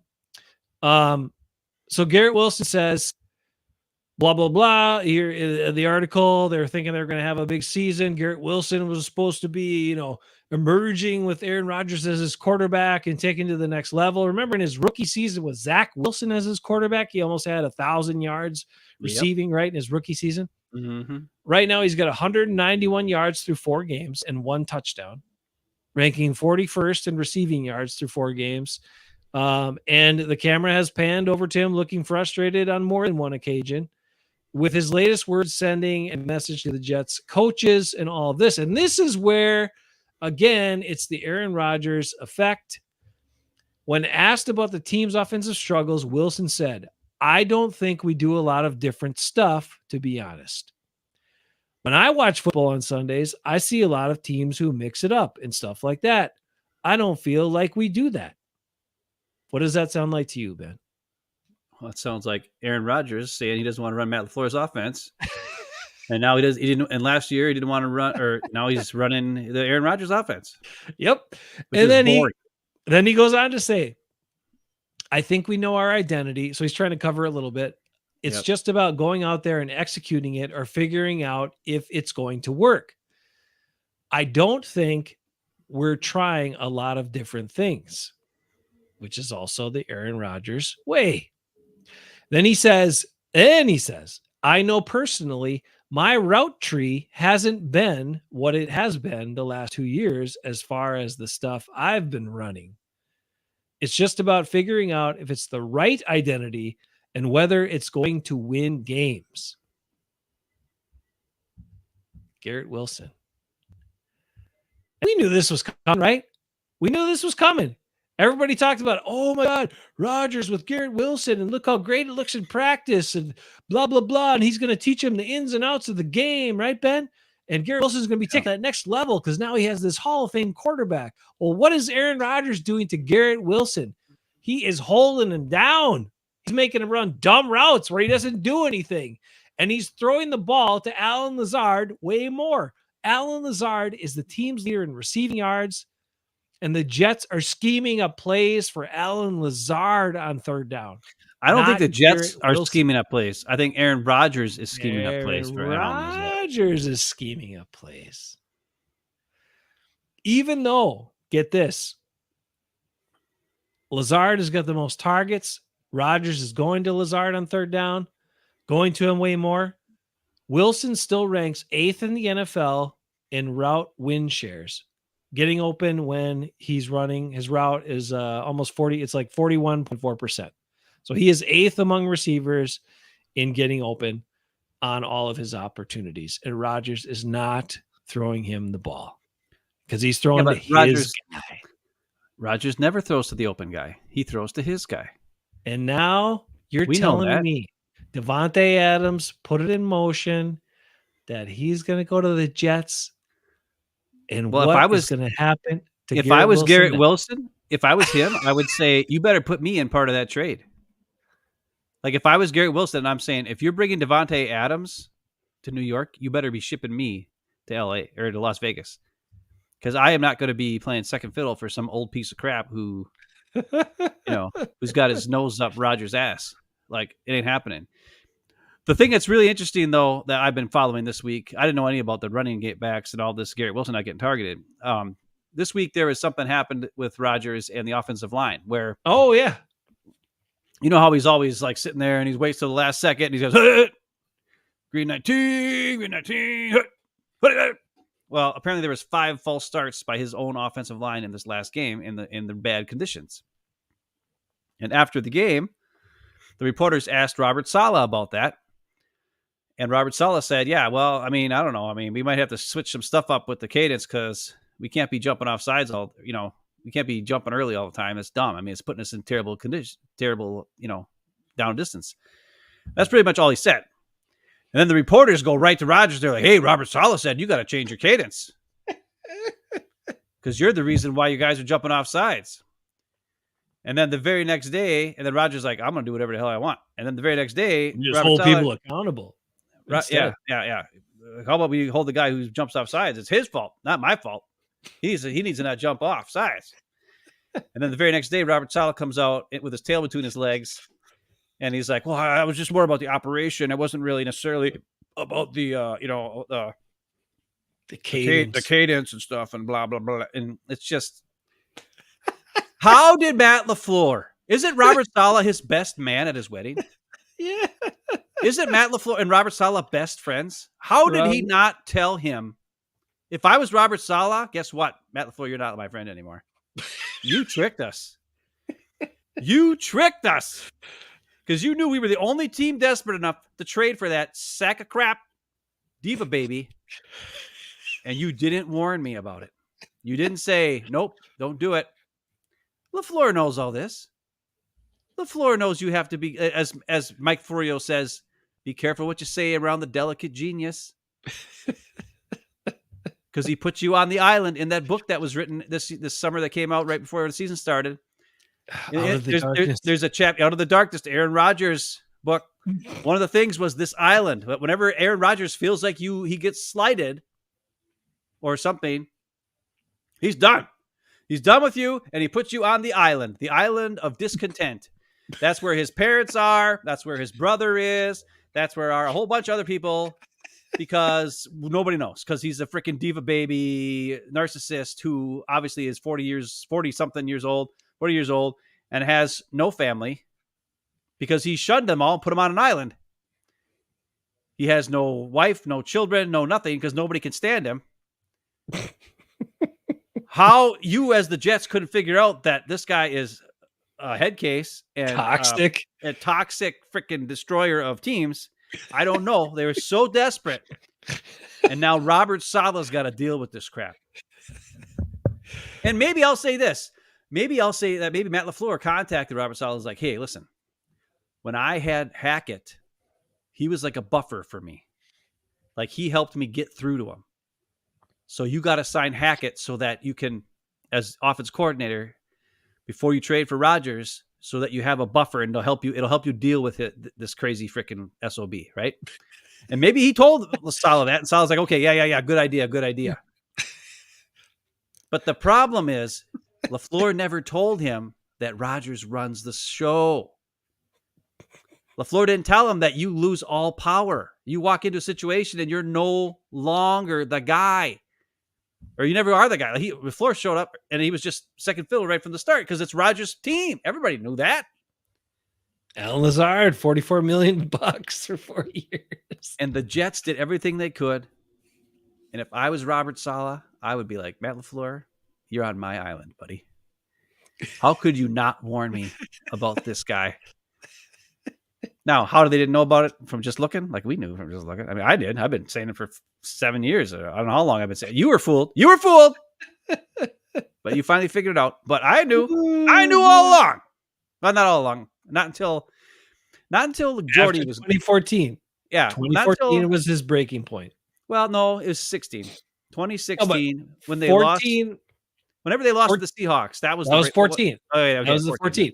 Because leading up to that season, he bought into Ted Thompson and Mike McCarthy's plan to say, well, we got to get a fat running back and we got to run the ball, and then it's going to help our pass game. Because before that was like pass away, spread them out, pass. Who cares who the running back is? And then it didn't get you championships anymore. So then they said, well, we got to run the ball first, especially in our weather. So let's get Fat Boy Eddie Lacy. We'll run the ball. We'll establish that. Then we'll pass off of it. It's going to help everybody. And when that didn't work, Rodgers is like, you guys don't, I know more than you. You guys don't know how to win. I'm taking over and I'm doing whatever the hell I want after 2014.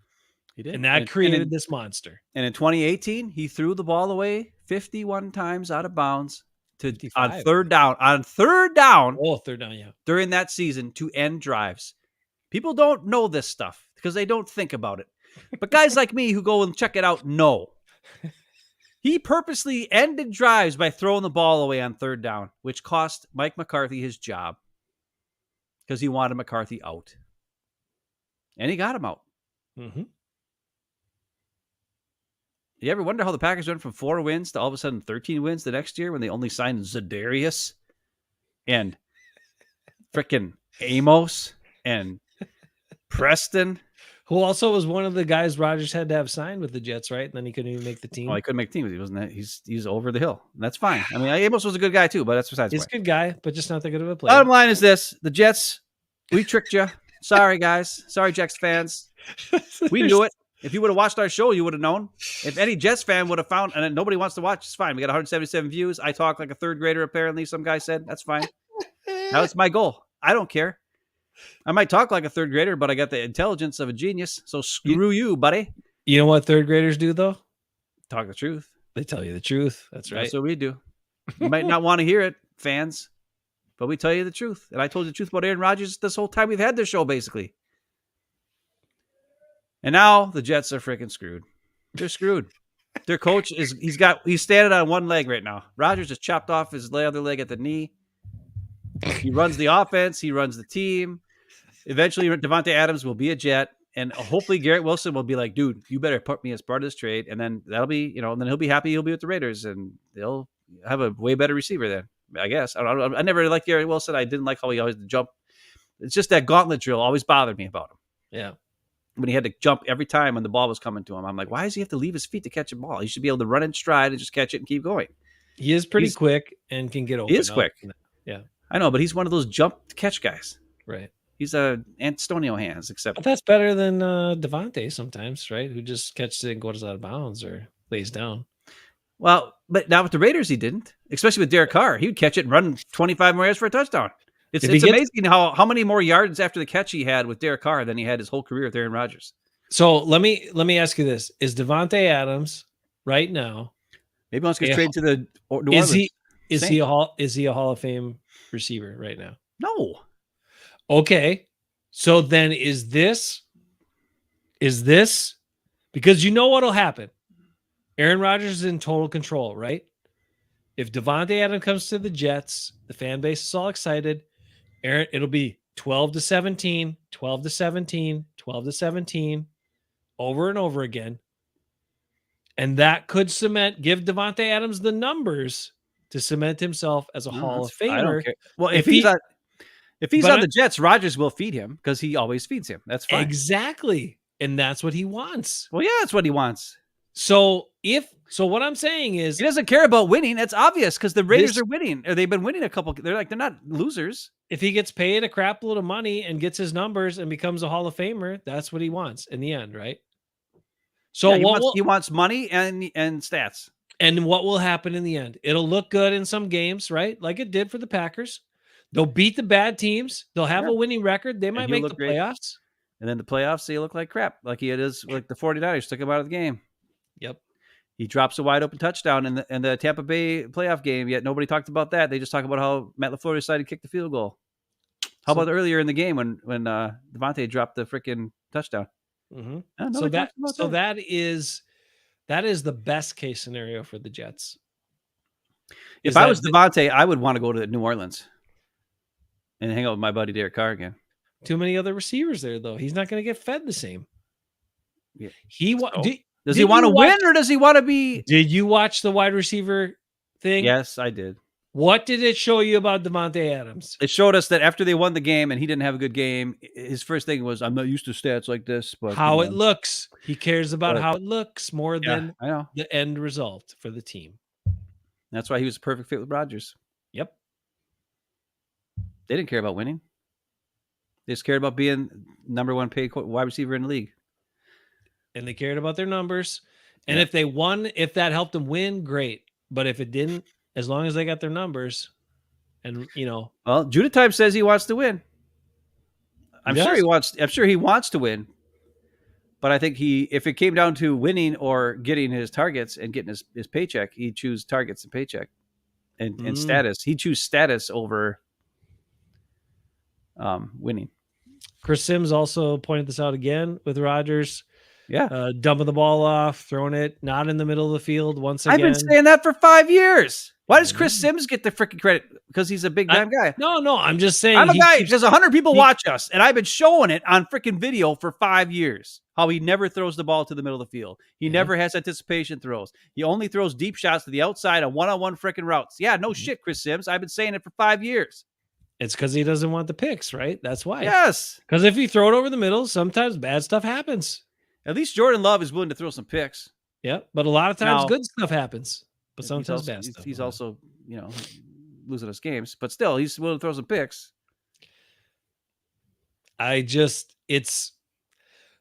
It's amazing, right? Because last year when he had the injury right away, it was a blessing for him, right? It was. All the pressure was off. Mhm. He could make the money, hang around the team when he wanted to, not be around when he didn't want to, and still have all of the fan base hope and hype. For the there. whole year. Yep. Yeah. Even though the team was terrible, they were like, well, at least next year we'll have Rodgers back. Mhm. Let the team fail. Let freaking Zach Wilson take the hits. Mhm. We're good. Don't back him up, really. I mean, you said nice things about him, but you really didn't care. Mhm. And now this is so literally Aaron Rodgers is not. It's not taking him a year and 4 games to start to destroy the Jets. Because gonna last take year him it was a month. cakewalk. Yeah. Well, I mean, it kind of started already in the offseason when he didn't show up for the OTA because he didn't want to. because he was going to Egypt and he knew exactly when the OTAs was, but he was like, yeah, I want to go to Egypt on that day. Sorry. And the Jets were like, yeah, but it's our OTA date. He's like, yeah, but I want to go to Egypt that day. And they're like, yeah, but there's a whole month where you don't have to be there. Can you go to Egypt on one of those days?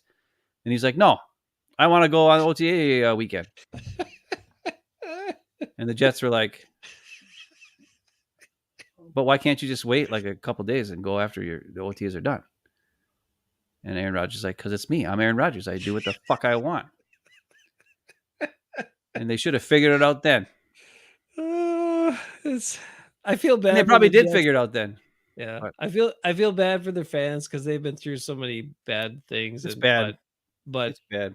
I do not feel bad for the organization. No, I don't feel bad for Joe Douglas or Robert Saleh or any of those guys. Hackett, sorry, Hackett. You know what you're getting into. If you didn't, then you are as dumb as Sean Payton said you are.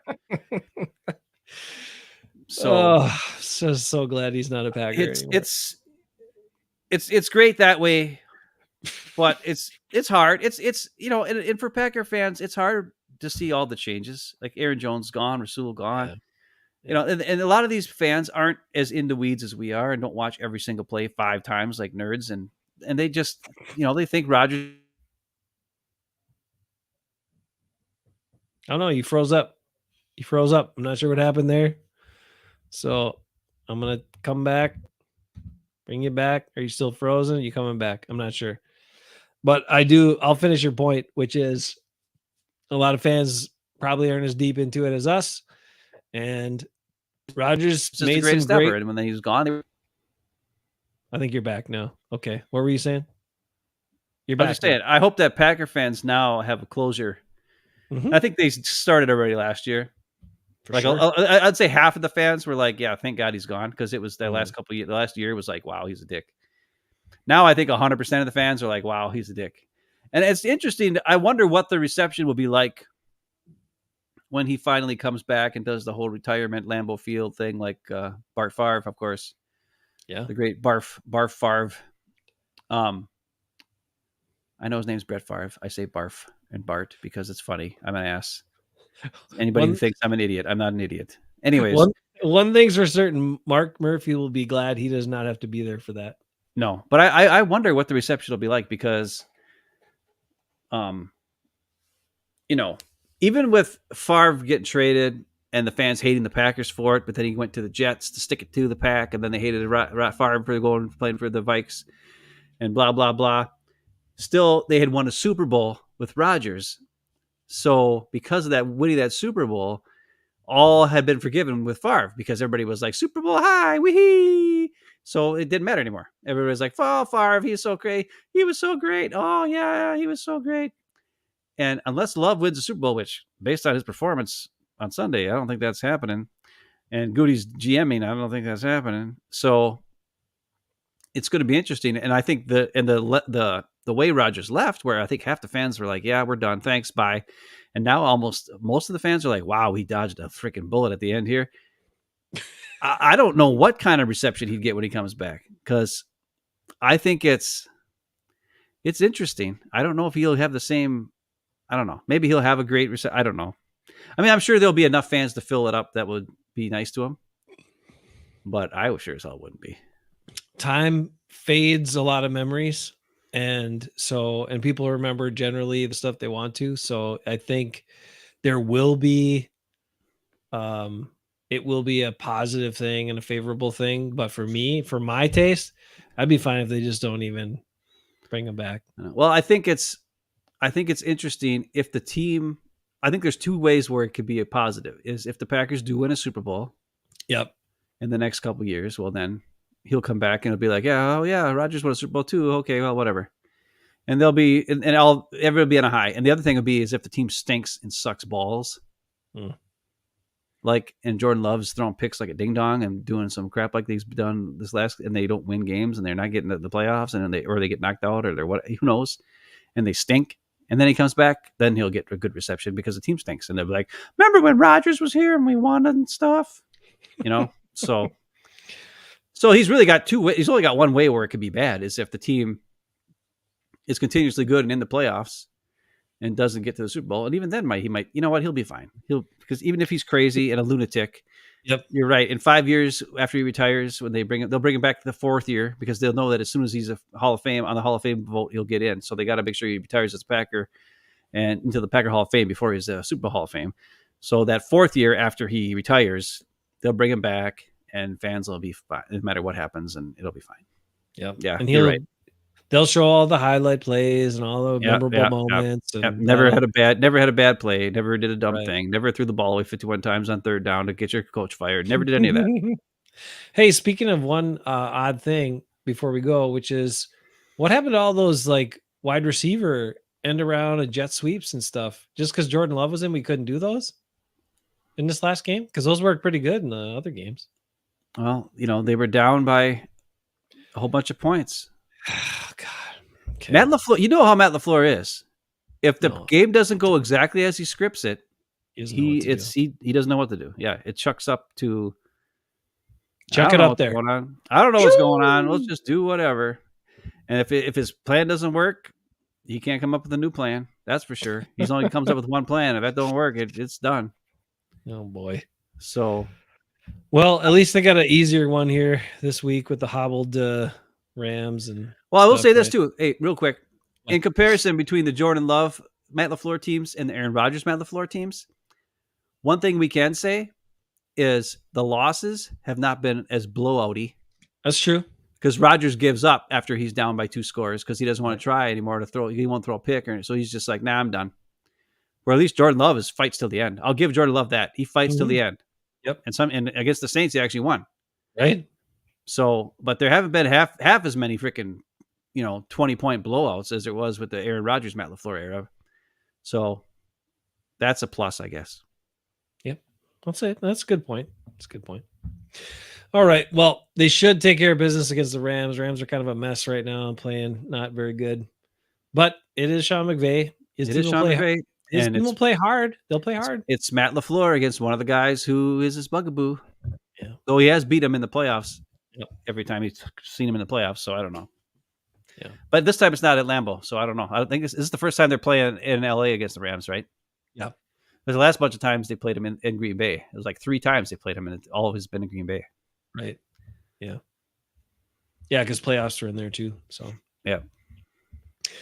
Well, enjoy the game. Hopefully you enjoyed the truth from us. I won't be watching the game actually. What? Oh. Well, I have to go to Gustavus and because it's parents' weekend or something like that. Olivia's got a mallet solo or something. Okay, cool. In a concert, so we'll be going. Nice. Well, actually, I'll be going there by myself because Jesse's in Texas. Texas. There's a lot of crazy stuff going on this weekend. So damn. All right then. Well, enjoy that. Sure, Olivia's gonna kill it. It'll be great. Yeah, she's a crazy mallet lady. Yeah, she is. Or good. whatever it's called, the vibes or whatever whatever those big freaking honking. It's just a xylophone, but it's humongous. Yeah. And she beats the snot out of it. I never played that stuff because I wasn't smart enough for that.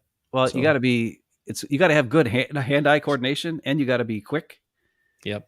And you got to know notes. You have to be able to play piano too. Yeah. So there's only a few percussionists that actually smart enough to play it. No offense, James. No, that's okay. That's why I picked drums because then all you had to worry about was the rhythms. You didn't have to worry about with the notes as well as the rhythms. Yeah. Way easier. All right. Enjoy the Packer game then for everybody else if you can. Hopefully they win. They get to 3-2. The Lions look really good this week. So maybe the Lions are looking pretty strong. Vikings are 4-0 and they got Aaron Jones. So who knows? But at least I think the Vikings play Jets. Right. In London. But at least Bears still suck. So there's still that. They won. Yeah, but they still suck. They won, suck. but they suck. My quarterbacks suck at fantasy. Oosh. Even their fans, like I got a fan at work, and I know they're 2-2, but she's like, "Yeah, we suck. We're terrible." So, well, we're 2-2 as well, so we can't say much. I know, but we also have Jaden Reed, so hopefully he leads us to some victory. Our starting quarterback is 0-2. Our backup quarterback is 2-0. Yikes. Just saying.